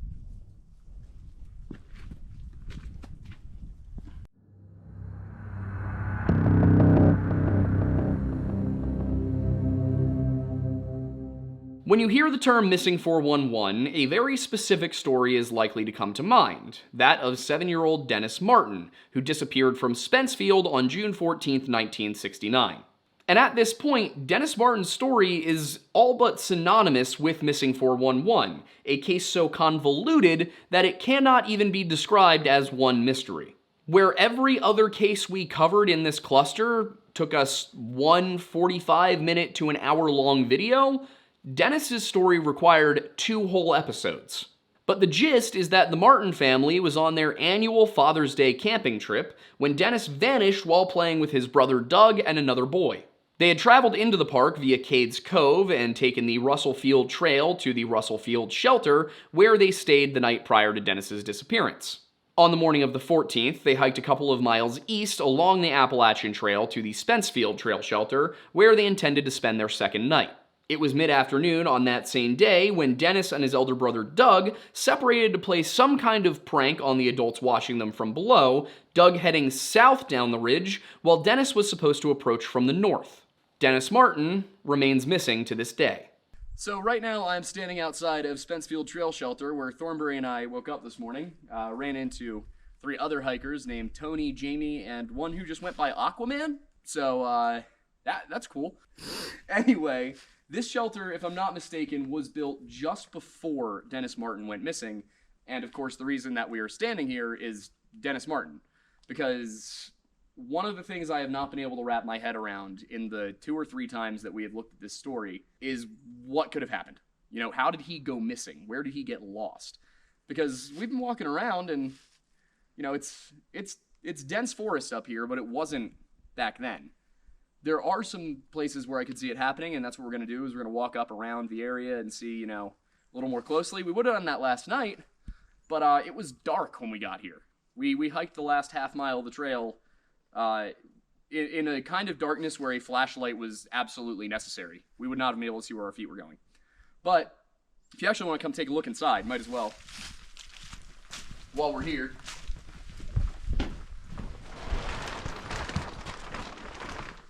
This is the actual interior of the shelter. I don't know, you know, where necessarily they would have been staying. They might have been staying in here. But there is room for 12 people if you're being snug. Aiden and I were right up here. Tony was down here. I believe Jamie was the one over here. And Aquaman would have been up top with us. So, you know, it was kind of nice. We gathered some wood. We all pitched in, made a fire, cooked dinner. We had some Mountain House, which I gotta say was tasty. Mountain House, if you wanna maybe link up, let me know. And then down here, that leads you to the privy, which is just a slightly nicer latrine. One thing you should remember to do if you're ever hiking on the AT and staying in trail shelters is bring your own toilet paper, because there isn't any, and we did not know that. We should have known that. I should have expected that. This was honestly me being stupid. But Aiden wasn't smart either, so we're both stupid, which is all I really need. Yeah, we both almost intentionally came semi-unprepared.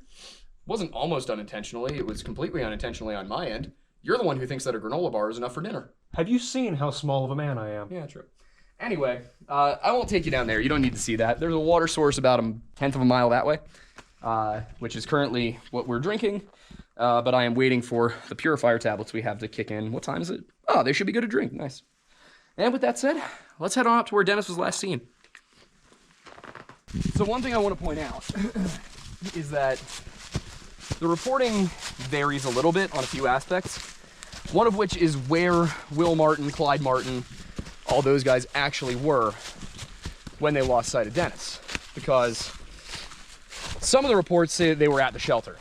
And I gotta say, based on where Dennis was described to be in the National Park Service reports, I don't see how they could have possibly seen the boys from the shelter, even 50 years ago with fewer trees. Because here, if we stop for a minute, look up there, that's somewhere around where Dennis was. Down here, you can almost no longer see the shelter. So if Will was in a spot where you could see Dennis, I doubt it was down here.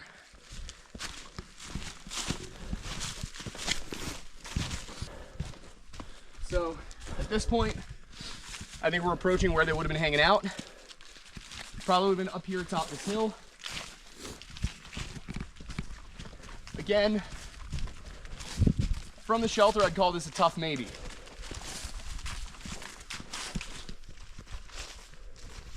So what we're gonna do when we get up there is see, you know, if there were a lot fewer trees, a lot fewer bushes, can we see the shelter?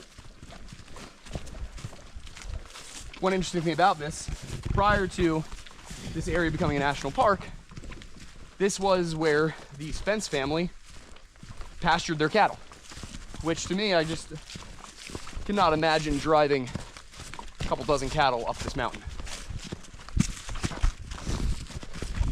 Specifically on trails that are that wide. I'm sure things are different now,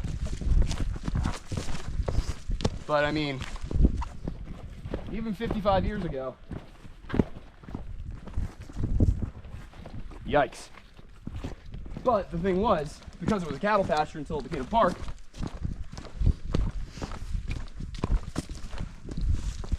all of this was a field. Now, if we head up here a little bit, should take us to the top of the knob. And from there, we can see where Dennis would have gone. I kind of wonder if the plan for this prank Doug was supposed to be planned was for the older boy, being Doug, and their cousin, to run down off trail while Dennis came down the main trail as something of a distraction.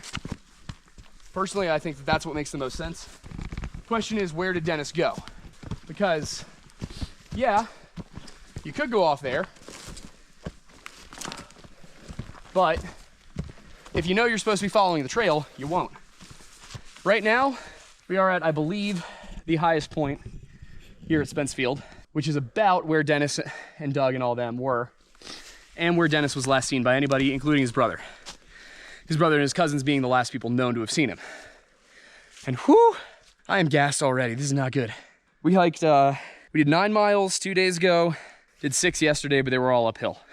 So I am, as somebody who doesn't hike frequently, I am fighting some demons. So from my understanding, based on descriptions of the area, back in 1969, these bushes were not here. A lot of the trees were, but the bushes you're seeing all around us, probably not. This was a field. It's called Spencefield for a reason. And I mean, you can definitely see how you could go off trail and not, you know, be in a ravine immediately. But at the same time, it's pretty obvious where the trail is. This is the Appalachian Trail. It's not a little side trail. This is a main route through the park. So I have a hard time believing that a 7-year-old, even one who's, you know, 6 months behind his chronological age developmentally like Dennis was, would get lost here. Now, a kid making stupid decisions is of course not off the table. But what we decided to do is, you know, since we know they came from that way and Dennis was not found that way, and he would have most likely remembered where he came from if he was heading back this way, I want to go take a look at Anthony Creek, because if we look back this way, I don't see a way that from the shelter you could see where we're currently standing. Again, it was the late 60s. Things were different. Parents were a little bit less watchful of their kids.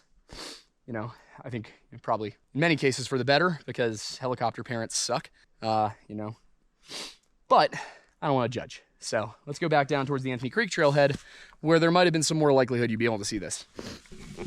And I will say, even in terms of the bushes versus the trees, one of the things that I'm thinking about that I want your opinion on is, aside from any of the coverage, yeah, I'm fairly certain that the elevation change would have been enough to hide the top of the shelter. Yeah, if you're going over this hill, you're not going to see the shelter until you actually start cresting down. Yeah. Even without the trees. So, my thinking was they could probably see them when they were on that slope, and just figured that they wouldn't run off trail. Yep. Now, what I would notice is down here, it gets steeper a lot more quickly. So, over here on the south side of the ridge, it kind of meanders down until you get to the shelter. On this side, there's a bit more of a drop off. And we'll be able to show you that from below when we get onto the Anthony Creek Trail. So if we keep going down here, now I'll say this much. If you're down at the Anthony Creek Trailhead, you can't see the top. Like, you can't.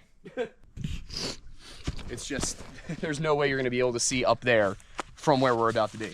And I gotta say, aside from how Dennis got lost, like why he went off trail,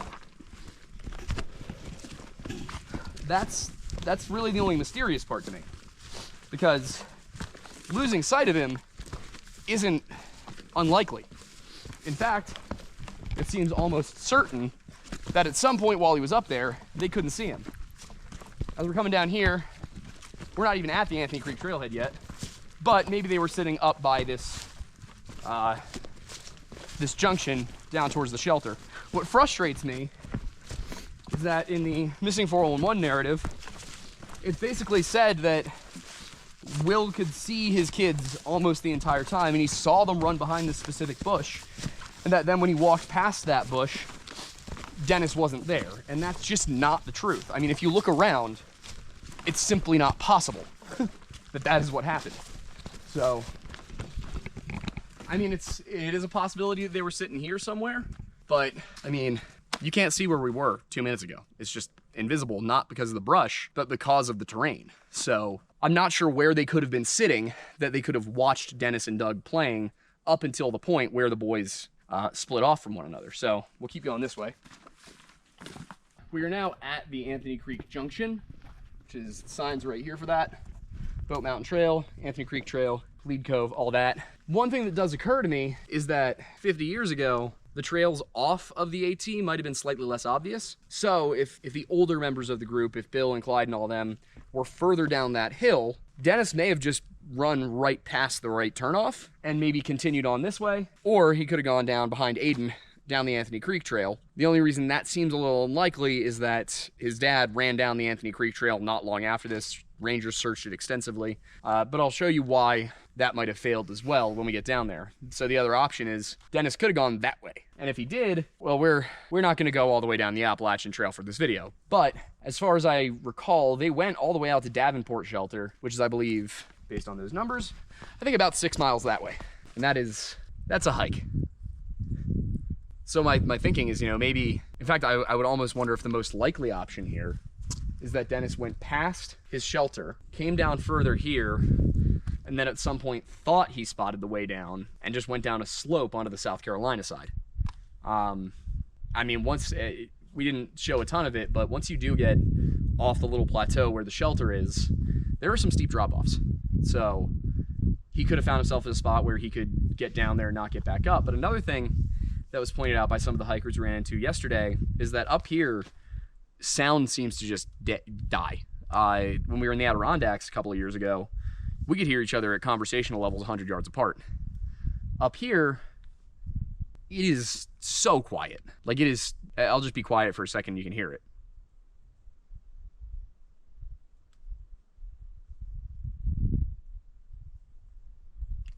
A couple of sticks, some birds calling in the distance. That's about it. So let's head down to Anthony Creek, and I can show you what kind of like my leading theory is here, aside from the others that I've mentioned. We are maybe a 1/10 of a mile down the trail, and it is significantly different. So this is the Anthony Creek Trail. And like I said, the one reason I was kind of skeptical about him going down here is because they checked this trail so thoroughly. But if you look around, there are a lot of slopes, and a lot of very steep slopes. I mean, just that is probably, what, 30 degrees? If not more, yeah. If not more, you're 7. I mean, if you fall down that, there's rocks everywhere, you could hit your head. Obviously, he wouldn't have done it right here on the trail, but I do wonder, did he try to go down further and then slip and fall somewhere? Because the only thing I can think of with Dennis, because it doesn't make sense that he would be abducted where he was. It was just, there were too many people around. It's too open of an area. People would have heard shouting. People would have seen somebody running off with a child that clearly wasn't theirs. So the only things that really make sense are that he wandered off on his own and then fell and, hurt himself too badly to call out for help, or that, the other thing happened, the Bigfoot. So one thing I will say, being out here, I totally get the desire to go off trail and try and get down faster, because I know that the place we're trying to get is vaguely that way, and we could probably save ourselves about a mile by going that way. I also know not to go that way. But if you're really exhausted and you're inexperienced and you're not aware of how dangerous it is to go off trail, then you might, in desperation, decide that that's a good idea. So I get what happened to Mark Hansen. He just wanted out of those mountains. He was up on a ridge, probably figured if he got down further, it was cooler, or warmer, I should say, out of the wind. That was because they were in late March, so it would have been very cold up there. It's actually really weirdly warm right now, but again, Mark Hansen was the 70s, so it was colder at the time. But yeah, there was a moment yesterday where I was just like exhausted, and we were about half a mile from the shelter. And I was like, it would really suck, but I'd rather be stuck at the shelter without a backpack than stuck here with one. And I think that might be what went through Mark's mind. So in a weird way, despite the fact that we didn't actually go to where Mark Hansen disappeared from, I have a pretty good idea what happened. So we're currently coming up on a bend in the trail where we will be not quite directly below, but mostly below Spence Field. So as you can see, looking up there, it is a lot of elevation. It is very steep. I mean, it's the kind of thing that you could negotiate for sure, but you'd have to go really slow. And if you lost your footing, you're probably in trouble for most of it. There are some spots where it's not as bad, but you can kind of see where it would have been a problem. One thing I will say though, is that up here, it's nowhere near as dense as down near Cades Cove where we filmed last time. So it's a little bit more difficult to see how somebody could really disappear here. Granted, it was June, so there would have been a lot more leaf cover, a lot more foliage. You can kind of see that. But if you got thousands of people combing this area in a grid search, it's kind of hard to see how somebody could remain missing on this specific slope, which is the issue with Dennis just running off and getting lost, is where did he go? What we did not do, simply because there was just no way we were going to be able to pull it off, was head down toward Eagle Creek. And I'll explain why that is relevant when we get to the bottom, because I really want to exhaust all options before I look at the Eagle Creek possibility, because it's weird. So I was just telling Aiden as we were walking down that the GoPro, it makes a beeping sound when you turn it off or turn it on, and I could not hear it from only probably 25 yards away from him. I have bad hearing, so I don't want to like attribute it completely to the woods. But if you look around, there are, first of all, trees everywhere. And that means that first, a lot of sound is going to be absorbed by the bark. Anything that's not is going to be bounced off in weird directions and not necessarily make it back towards you. And then on top of that, you've got all this dead wood lying around, and you have moss everywhere. So there is a ton of sound deadening going on. Probably not enough to drown out a scream within a couple hundred yards. But if you're like, a quarter mile to half mile away, you might have difficulty hearing somebody, even if they're screaming at the top of their lungs. I'm not going to test that one because, well, I don't want to freak anybody out.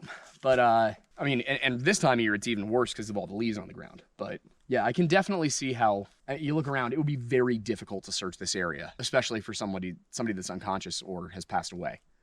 It's just really the only way that you're gonna find Dennis is if he's able to call out for help. Otherwise, it's a coin toss. Even for people who are as good and as dedicated as Great Smoky Mountain Rangers are. So, keep going down. So another thing that just occurred to us as we're walking down here is that, we came up this trail. So we know where the split offs are. Dennis came up the Russell Field Trail. So I'm sure it looks very similar to this, but you're not going to necessarily remember where curves go. Again, he was 7 too on top of this. But if you're not paying attention, if you're just a kid kind of lollygagging down the mountain, not even realizing that you're lost at this point, just skipping and looking at the butterflies and all that, you could very easily plunge right off something like this. If you follow me.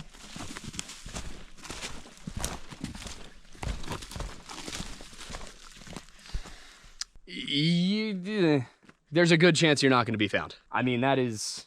I can't even see the ground in some places. So, if you were to go off one of these, and this isn't even the most aggressive one. So if you were to go off one of these ledges, it would be very difficult to find you. And if a bear got to you first, before the cadaver dogs and the scent dogs did, and I think there were a few days between him actually disappearing and the scent dogs getting there, it's understandable how you might not be found. So that is one possibility for sure.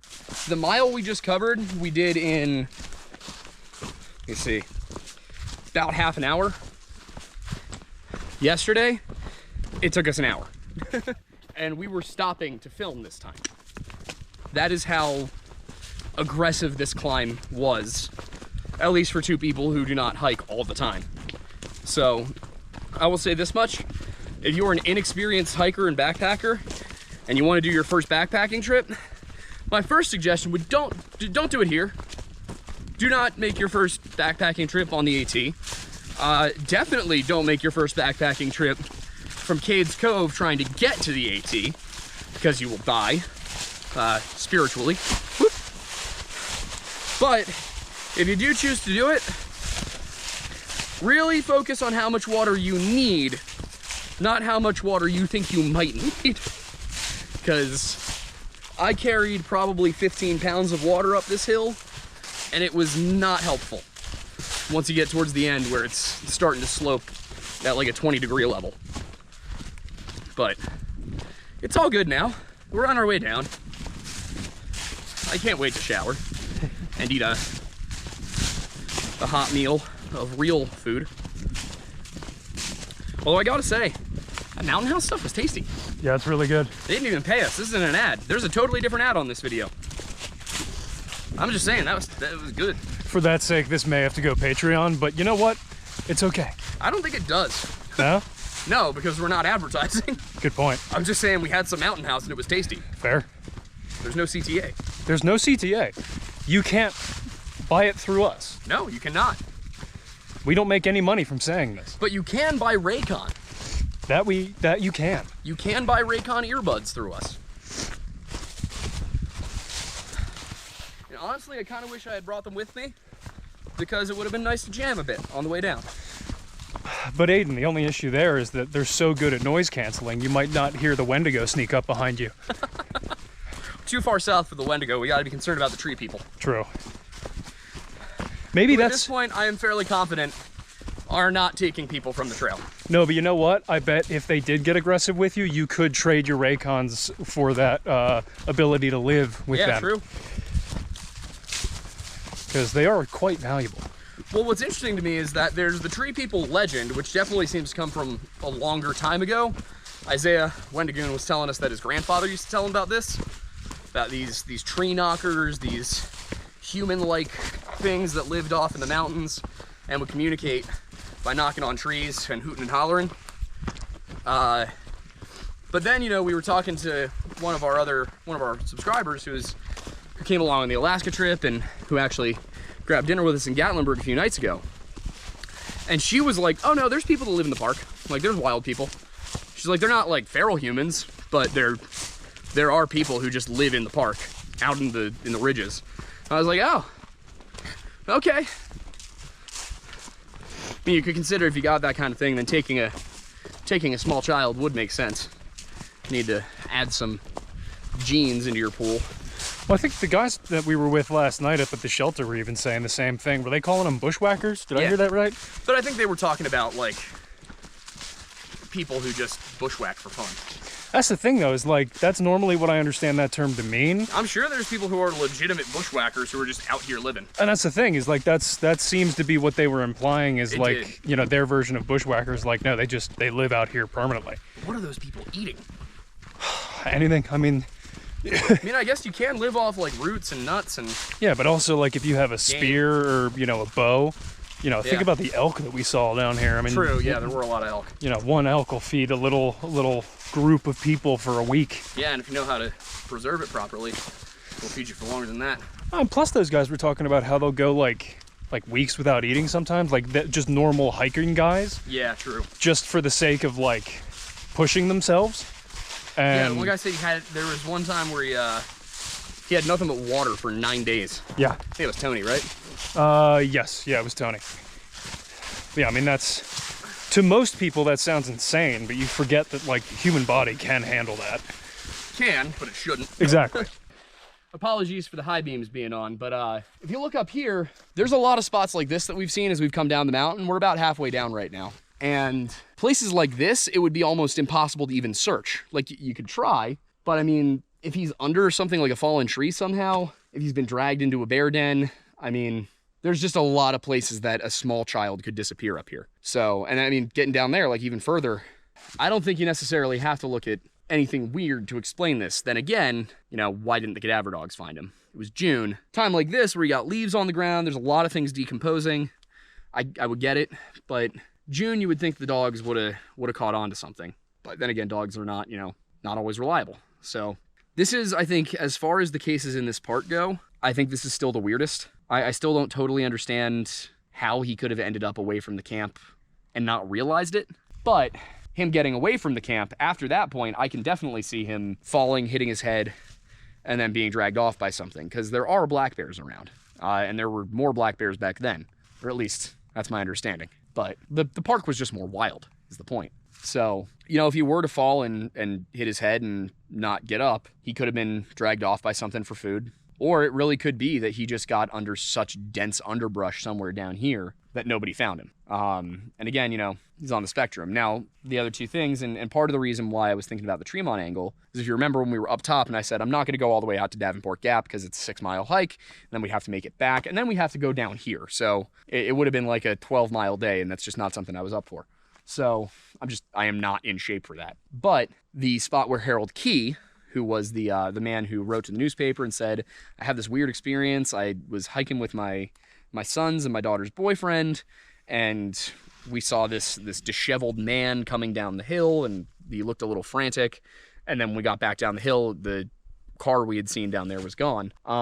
That would be out the same way that you go on Davenport Gap. And there is a trail. There's also a creek drainage that lead down towards a Job Corps camp at Tremont where, I mean, if Dennis had accidentally gone past his turn and then stayed on the AT, just thinking he'd eventually find where he was supposed to be, I could see him going down that way, just trying to get out of the mountains, find some help, and then ending up in one of those creeks or on one of those creeks. And what we know is that Harold Key said that they heard a scream. And that was not something that was made up by, that was not something that was, you know, in there without any corroborating source. This was reported by Harold Key himself, if I remember correctly.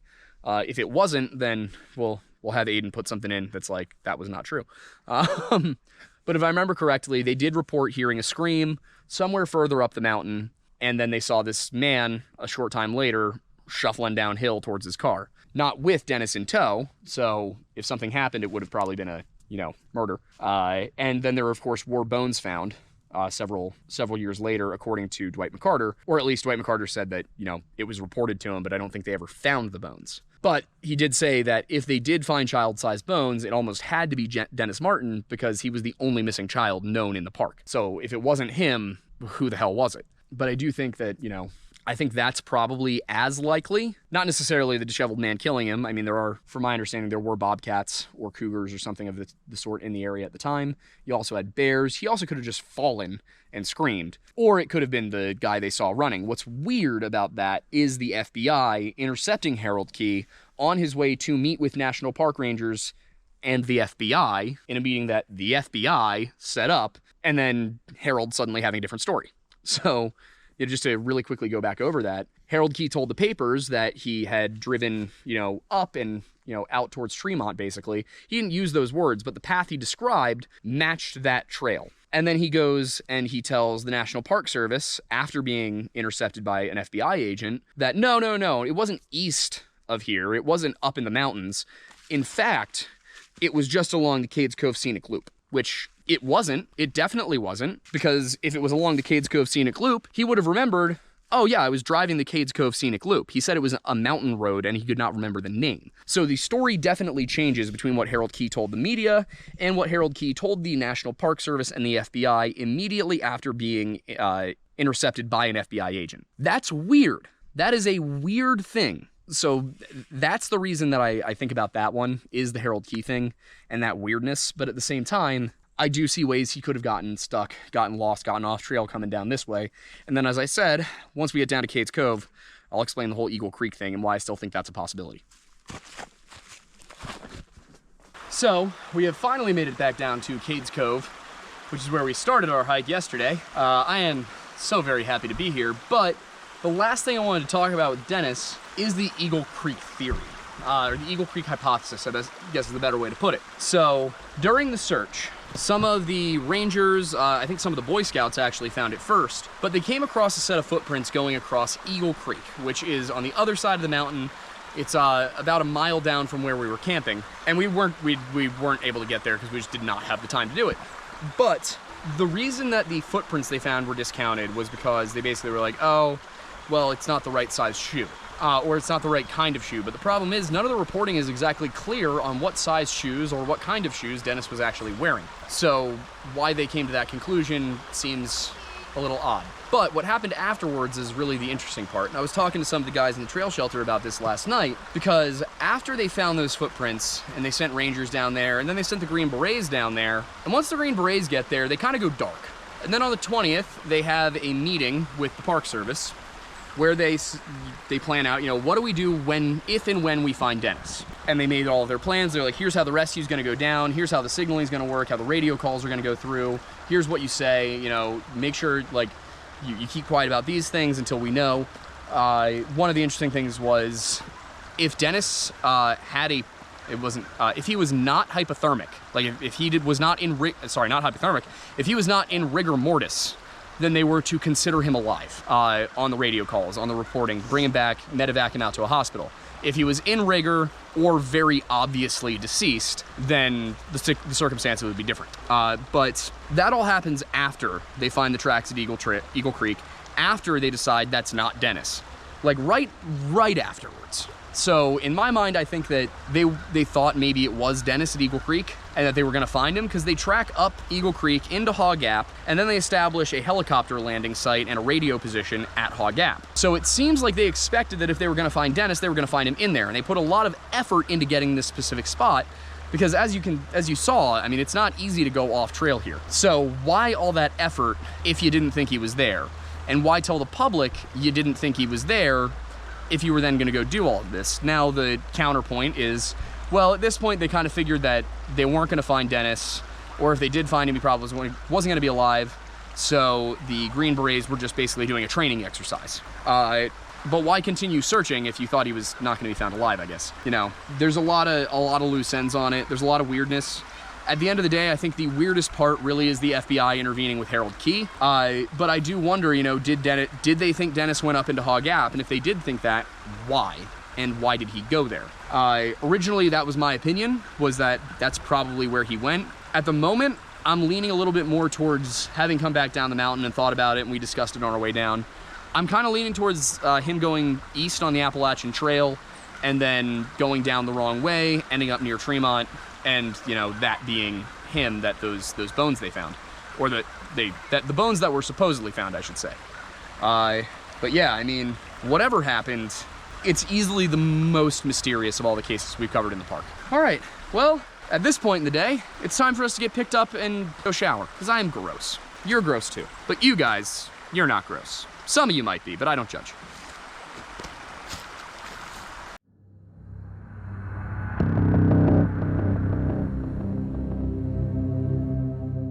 So of the cases that we looked at in person, the ones where we went and tried to understand precisely how this could have happened by looking at the terrain with our own eyes, where do those fall? They're not necessarily mysterious in the sense that they have to be the result of some kind of paranormal event. Trenny seems most likely to have either run off on her own or to have been abducted by Bobby Simpson. One of the conclusions that I had come to when we initially looked at the story was that whatever happened to Trenny, it almost certainly involved an older boy or man. In the case of Geoff Hague, he probably just didn't want to walk with Lee and took the Boulevard Trail thinking that since it led down, it must lead out, only to realize a mile in, that was not the case. So in both of those instances, the answer could be something purely human. Polly Melton, on the other hand, doesn't really have any convenient explanations, but then again, it's not impossible that she chose to disappear. I'll admit that for me, hers very much bordered on the I don't feel like this can be explained. It's really just the fact that it is possible that she left on her own that keeps me from that. I don't know why she would have left on her own. It doesn't make sense to me that she would have left on her own. But as I have said repeatedly in the past, we have to rule out every single possible explanation before we look at the seemingly impossible. Since it can't be ruled out that she left of her own volition, it seems most appropriate to leave it there. Then there's Dennis's case, which certainly raises a lot of questions, but none of them are how could he possibly not have been found, given the area in which he disappeared. Really, the strange things in Dennis's situation are the actions of the Green Berets and the FBI's interception of Harold Key. So when I look at those, I put Trenny and Geoff into that second category, where the details don't quite line up or the explanation seems questionable, but not in the sense that it's weird. Just somebody deliberately left something out, somebody hid something. Looking at Trenny, it was probably Bobby's dad, the DA, who was hiding things, and then looking at Geoff, it was probably the scoutmaster, who didn't want to make his own son seem like the reason that somebody else had died. Looking at Polly and Dennis, those are weird in the sense that they're just weird. There's no good explanation for what happened, and there seems to have been some very deliberate misdirection by the authorities in the case of Dennis Martin. So while Polly's case is a little weirder on its own than Dennis's, it's the actions of those involved with Dennis that really are questionable and don't make sense. But what of the other cases? We weren't really able to get to Mark Hansen or Evangeline Lorimer's last known locations, and everyone else disappeared somewhere outside of the park. Well, in Hansen's case, it's really no surprise that he died, considering he had never been on the Appalachian Trail before and decided to drop his backpack miles from the nearest trail shelter. What is a little odd about Hansen's case is that his friend Ben Fish allowed him to do this in the first place, and that Fish did not force him to go back to the prior trail shelter that they'd stayed at the night before. Looking at Hansen's case then, that kind of falls into that second category, where it seems like maybe somebody's leaving out some details, but there's certainly nothing about the case that's inexplicable. Evangeline Lorimer, on the other hand, almost certainly disappeared of her own volition, and possibly even to help promote her father's speaking tour. She probably left the park, hitchhiked and bussed around for a couple of weeks, and then returned to where she'd vanished from in order to miraculously emerge from the forest. It's the only thing that really explains her being sighted multiple times during the 2 weeks that she was missing, in places where an actual missing person would be able to get help, only to appear from the very trail where she was last thought to have been. She even said that the main reason she came out was because she had to go to work on Monday. Of those who weren't actually in the Smokies at all, Minnie Hawn appears to have been abducted, likely assaulted, and then killed, but by a human being. It is odd that the manner of death and disappearance was ruled to be accidental, but there's no reason to believe that anything supernatural or conspiracy-related occurred. I will tell those of you who have not seen the Minnie Hawn case that it is heavy, it is a tough one. Be prepared for that should you choose to go watch it. Moving on to Eloise Lindsay, she left the trail, again, not the Appalachian Trail, a completely different trail outside of the park along the North Carolina-South Carolina border, but she left because she believed she was being followed by human assailants, and then she remained in the woods for the next 2 weeks as she continued to flee because she believed she was still being followed. The stalkers that she described, however, were normal people, possibly even construction workers, not some kind of wild men or Sasquatch. So Minnie, I would argue, falls into the solved column, while Eloise falls into that there's some details missing from this, but it's not necessarily weird column. Mike Heron remains missing since he was last seen in 2008, and there's essentially no evidence of his whereabouts, but having spoken to people from the area, it seems very possible that he stumbled across a meth operation. I will tell you that when I tried to get details from the Blount County Sheriff's Office, they were very polite on the phone, but they were not forthcoming at all with details about this case. Personally, it's my opinion that they probably know more than they're letting on, and that Mike probably met his fate as a result of seeing the wrong thing at the wrong time. So once again, this falls into that number 2 column, the I have questions, but I don't think it's paranormal. I don't think that there's any general weirdness going on here. It's pretty normal. Now you may be wondering, if you've seen the whole cluster series, Aiden, what about Larry Davenport? Well, with Davenport, there was no explanation of precisely how he got lost, but all of the evidence did suggest he may have been taking mushrooms. In the end, he was found alive, not particularly far from where he disappeared, only a few days later, wearing a shower curtain and talking about how he had in fact been tripping on mushrooms, just not at the time he actually went missing. Now, we could believe Larry, or we could accept that Larry was a 20-year-old man who probably did something stupid. In the reporting, nobody seemed able to adequately describe why he left, which would imply to me that he didn't explain it to anybody, which is the kind of thing you would do on mushrooms. Really, I think Larry could be put into any of the first 3 columns, but I'm gonna pop him into the second one just because we don't know how he disappeared. There is a missing link, so he can't go into column 1. On the other hand, him just being on drugs is a lot more likely than any other explanation, so I'm not going to put him into column 3. Really, looking at everything, the only one that seems genuinely strange to me, believe it or not, is the disappearance of Michael Reel. Now, of course, Larry did go missing from almost the exact same place as Michael Reel. But as we noted in one of our later videos, Michael Reel actually did an interview about what happened to him just a couple years back that I somehow missed while researching. I don't know how I missed it. That was a massive oversight on my part. I'm sorry. But in an interview with the channel Talking with Famous People, Michael answered, or clarified, I should say, most of the questions regarding what happened to him.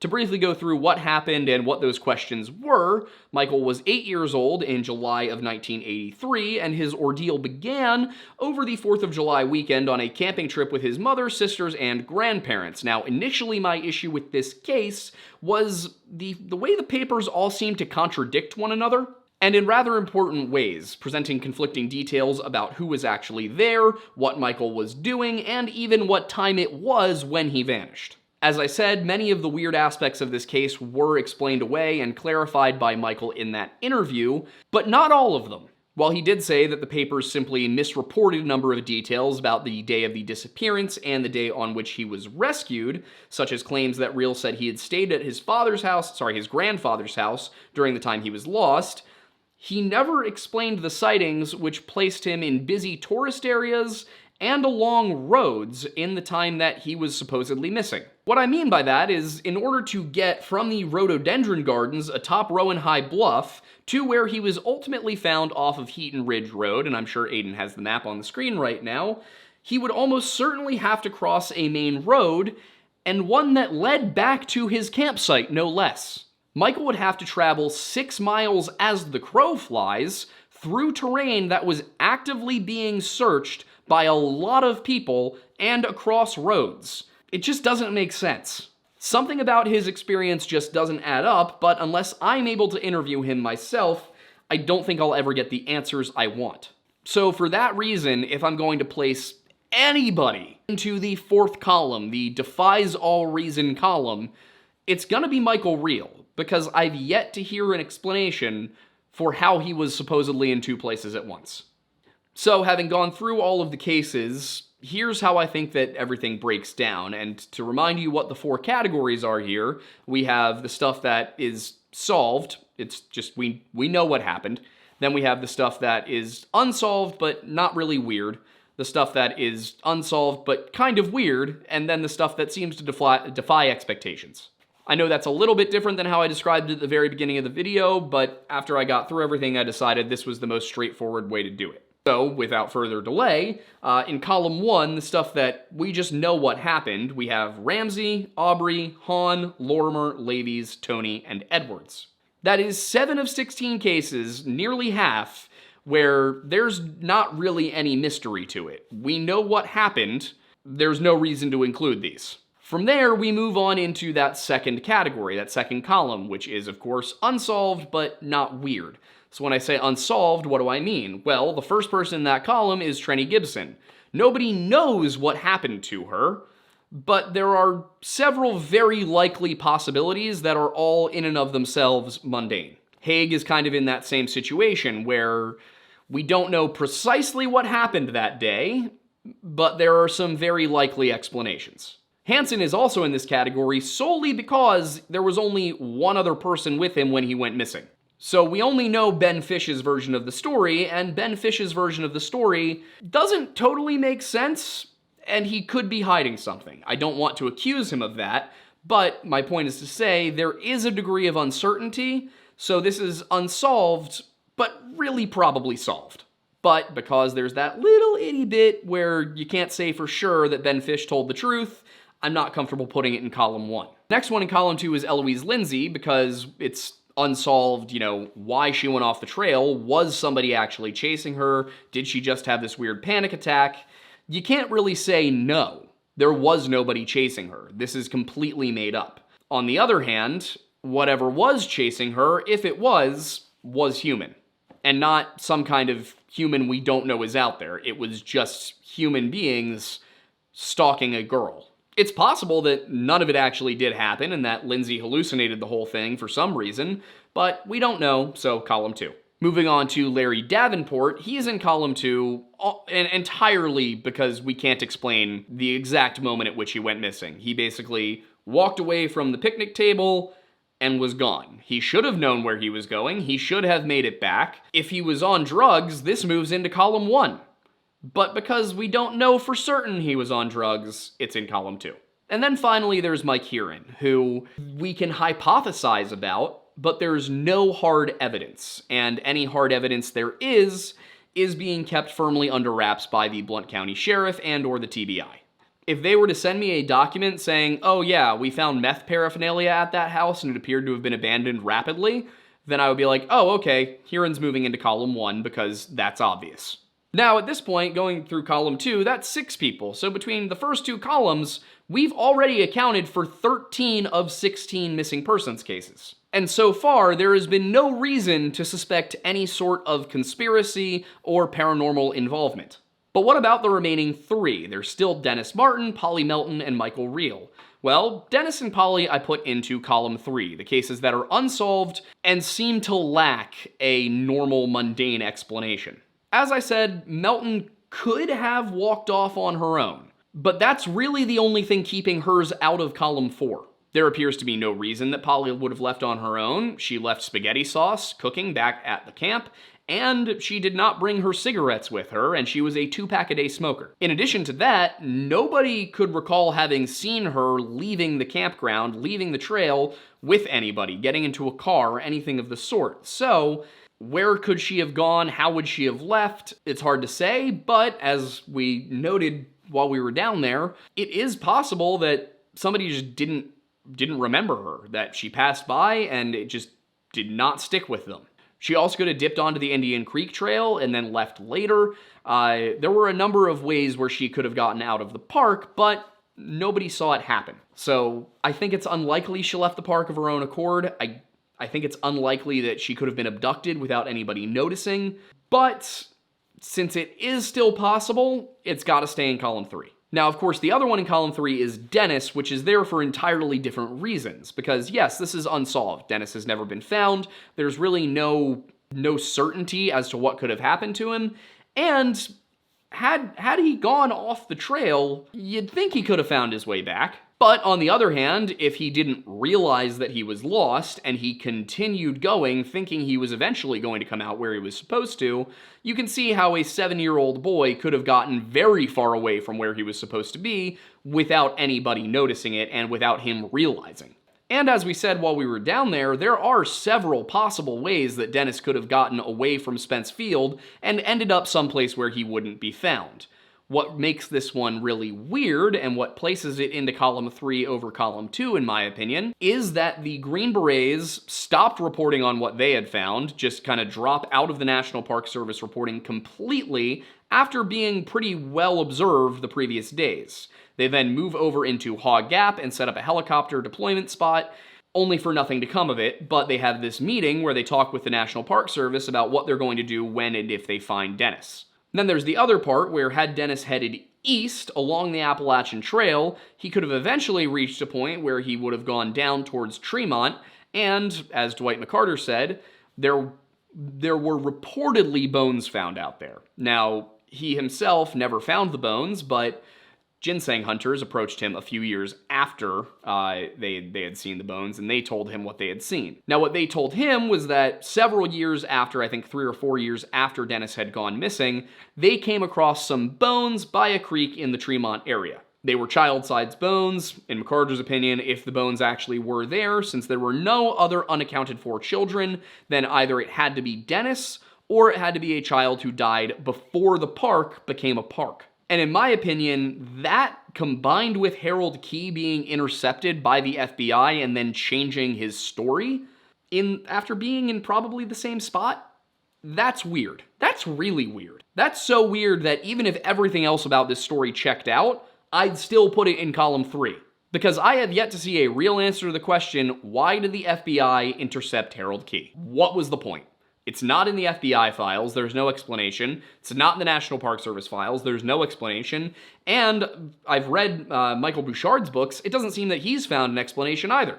But that puts cases number 14 and 15 into column 3, leaving us just one that is truly defiant of reason, that being Michael Reel. Now, if Michael Reel were to sit down and say point blank to me, I was never at Rowan High Bluffs, I was never in the rhododendron gardens, it all makes sense. And in fact, to be perfectly honest, even if he did say that, I would still be skeptical because there are, I believe, 4 separate reports of him being up there from people who were there. Michael Reel's story just doesn't make sense. There is, as it currently stands, the details both from him and from the reporting do not add up. Now that said, even with all that, this is barely in column 4. This is almost better suited to column 3, and it's outside of the park. So now that we have that matrix laid out, the last thing I want to do is comment a little bit on calling this a cluster, calling this the Great Smoky Mountains Missing 411, because I don't think it's appropriate to call it that. Off the bat, column 1 is stuff that is not mysterious. It has been solved, and that removes 7 of 16 cases, which means that this is not a 16-person case cluster, this is a 9-person cluster. And of those remaining 9 that have any degree of mystery to them, 4 of them didn't happen in the park. So after removing the cases that don't have any mystery associated with them, and removing the cases that are not in Great Smoky Mountains National Park, we are left with Gibson, Hague, Hansen, Martin, and Melton. 5. As we established in Trenny's case, it really seems like the DA is hiding something. There's evidence that never made it to the reporters. There's evidence that seems to not be in the National Park Service files. What happened to Gibson probably wasn't paranormal. In fact, it almost certainly wasn't. It's much the same with Hague and Hansen. There are very rational explanations possible here, and the questions stem from the fact that there are unreliable reporters. The people telling the story cannot necessarily be trusted to be faithfully representing what happened. So what does that mean? Does that mean that the Great Smoky Mountains Missing 411 cluster is just 2 people? Yes. And when you look at those 2 remaining cases, Martin and Melton, the only similarity is that their names both have an MT and an N in them. Polly Melton was on a paved trail in an easy section of the park within a mile of the park borders. This is a section that ran along a creek and had steep slopes on both sides, so it's going to be very hard to get off the trail.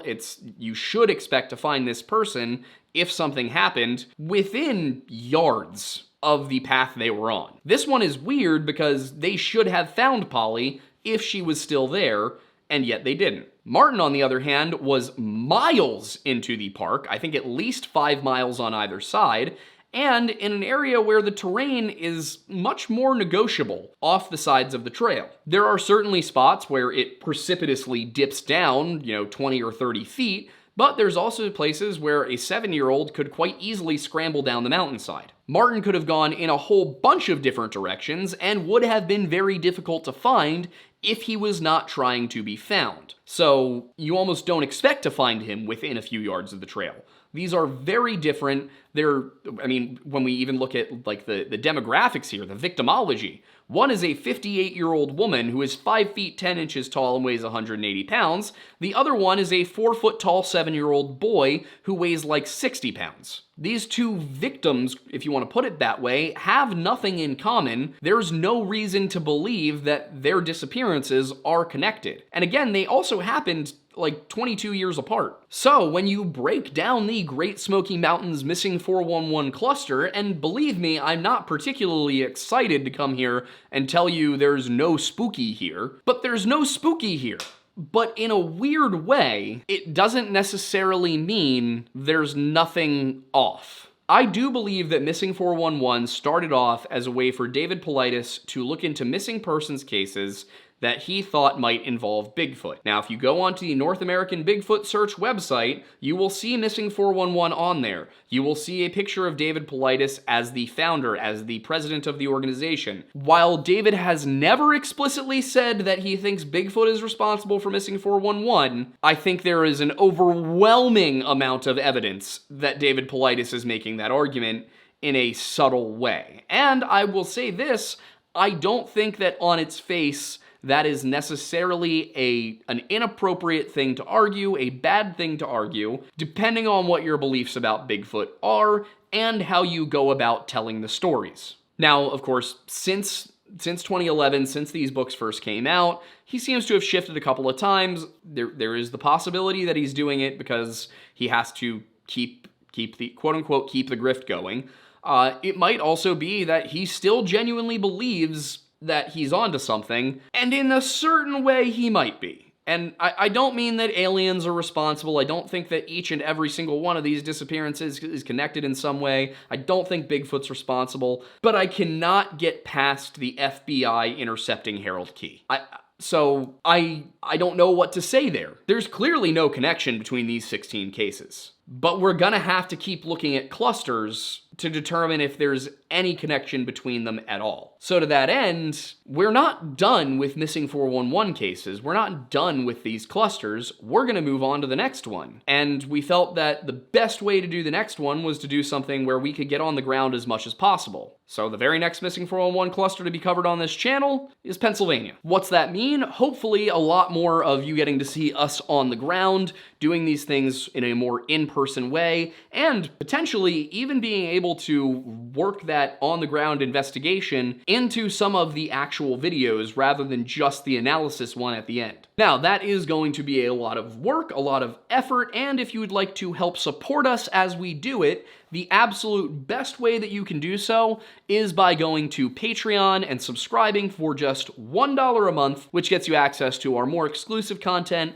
We're getting a little bit better about posting on there. We are filming a Liquored Lore episode this week with Stakuyi from History of Everything, which I should tell you, we have a show launching with him in the beginning of 2025. In January, we're going to be shooting the first episodes of that this week. So be on the lookout for that. Go and subscribe to our channel, The History Hut, if you want to, make sure you're one of the first people there, turn on notifications, and if you watch the videos that are already there, it will help us to get that channel monetized faster, which means better quality, probably more frequency, all the things you would want to see out of a new podcast. You can also become a member of this channel right here on YouTube. That gets you a lot of the same perks as Patreon, not quite all of them, however. I should say another thing that's going to be going up on Patreon will be all of the notes from these videos. I've finally got it down to a bit of a science, and I have figured out how I'm going to do it, so beginning very soon, I'm going to be posting the entirety of the scripts. That will include the sources and everything, so you can go and look at it yourself. And to be honest, you're gonna get sort of a smattering of things before you get this missing 411 cluster, because I gotta break down the previous note format, which involved bullet points, into the new note format, which is prose.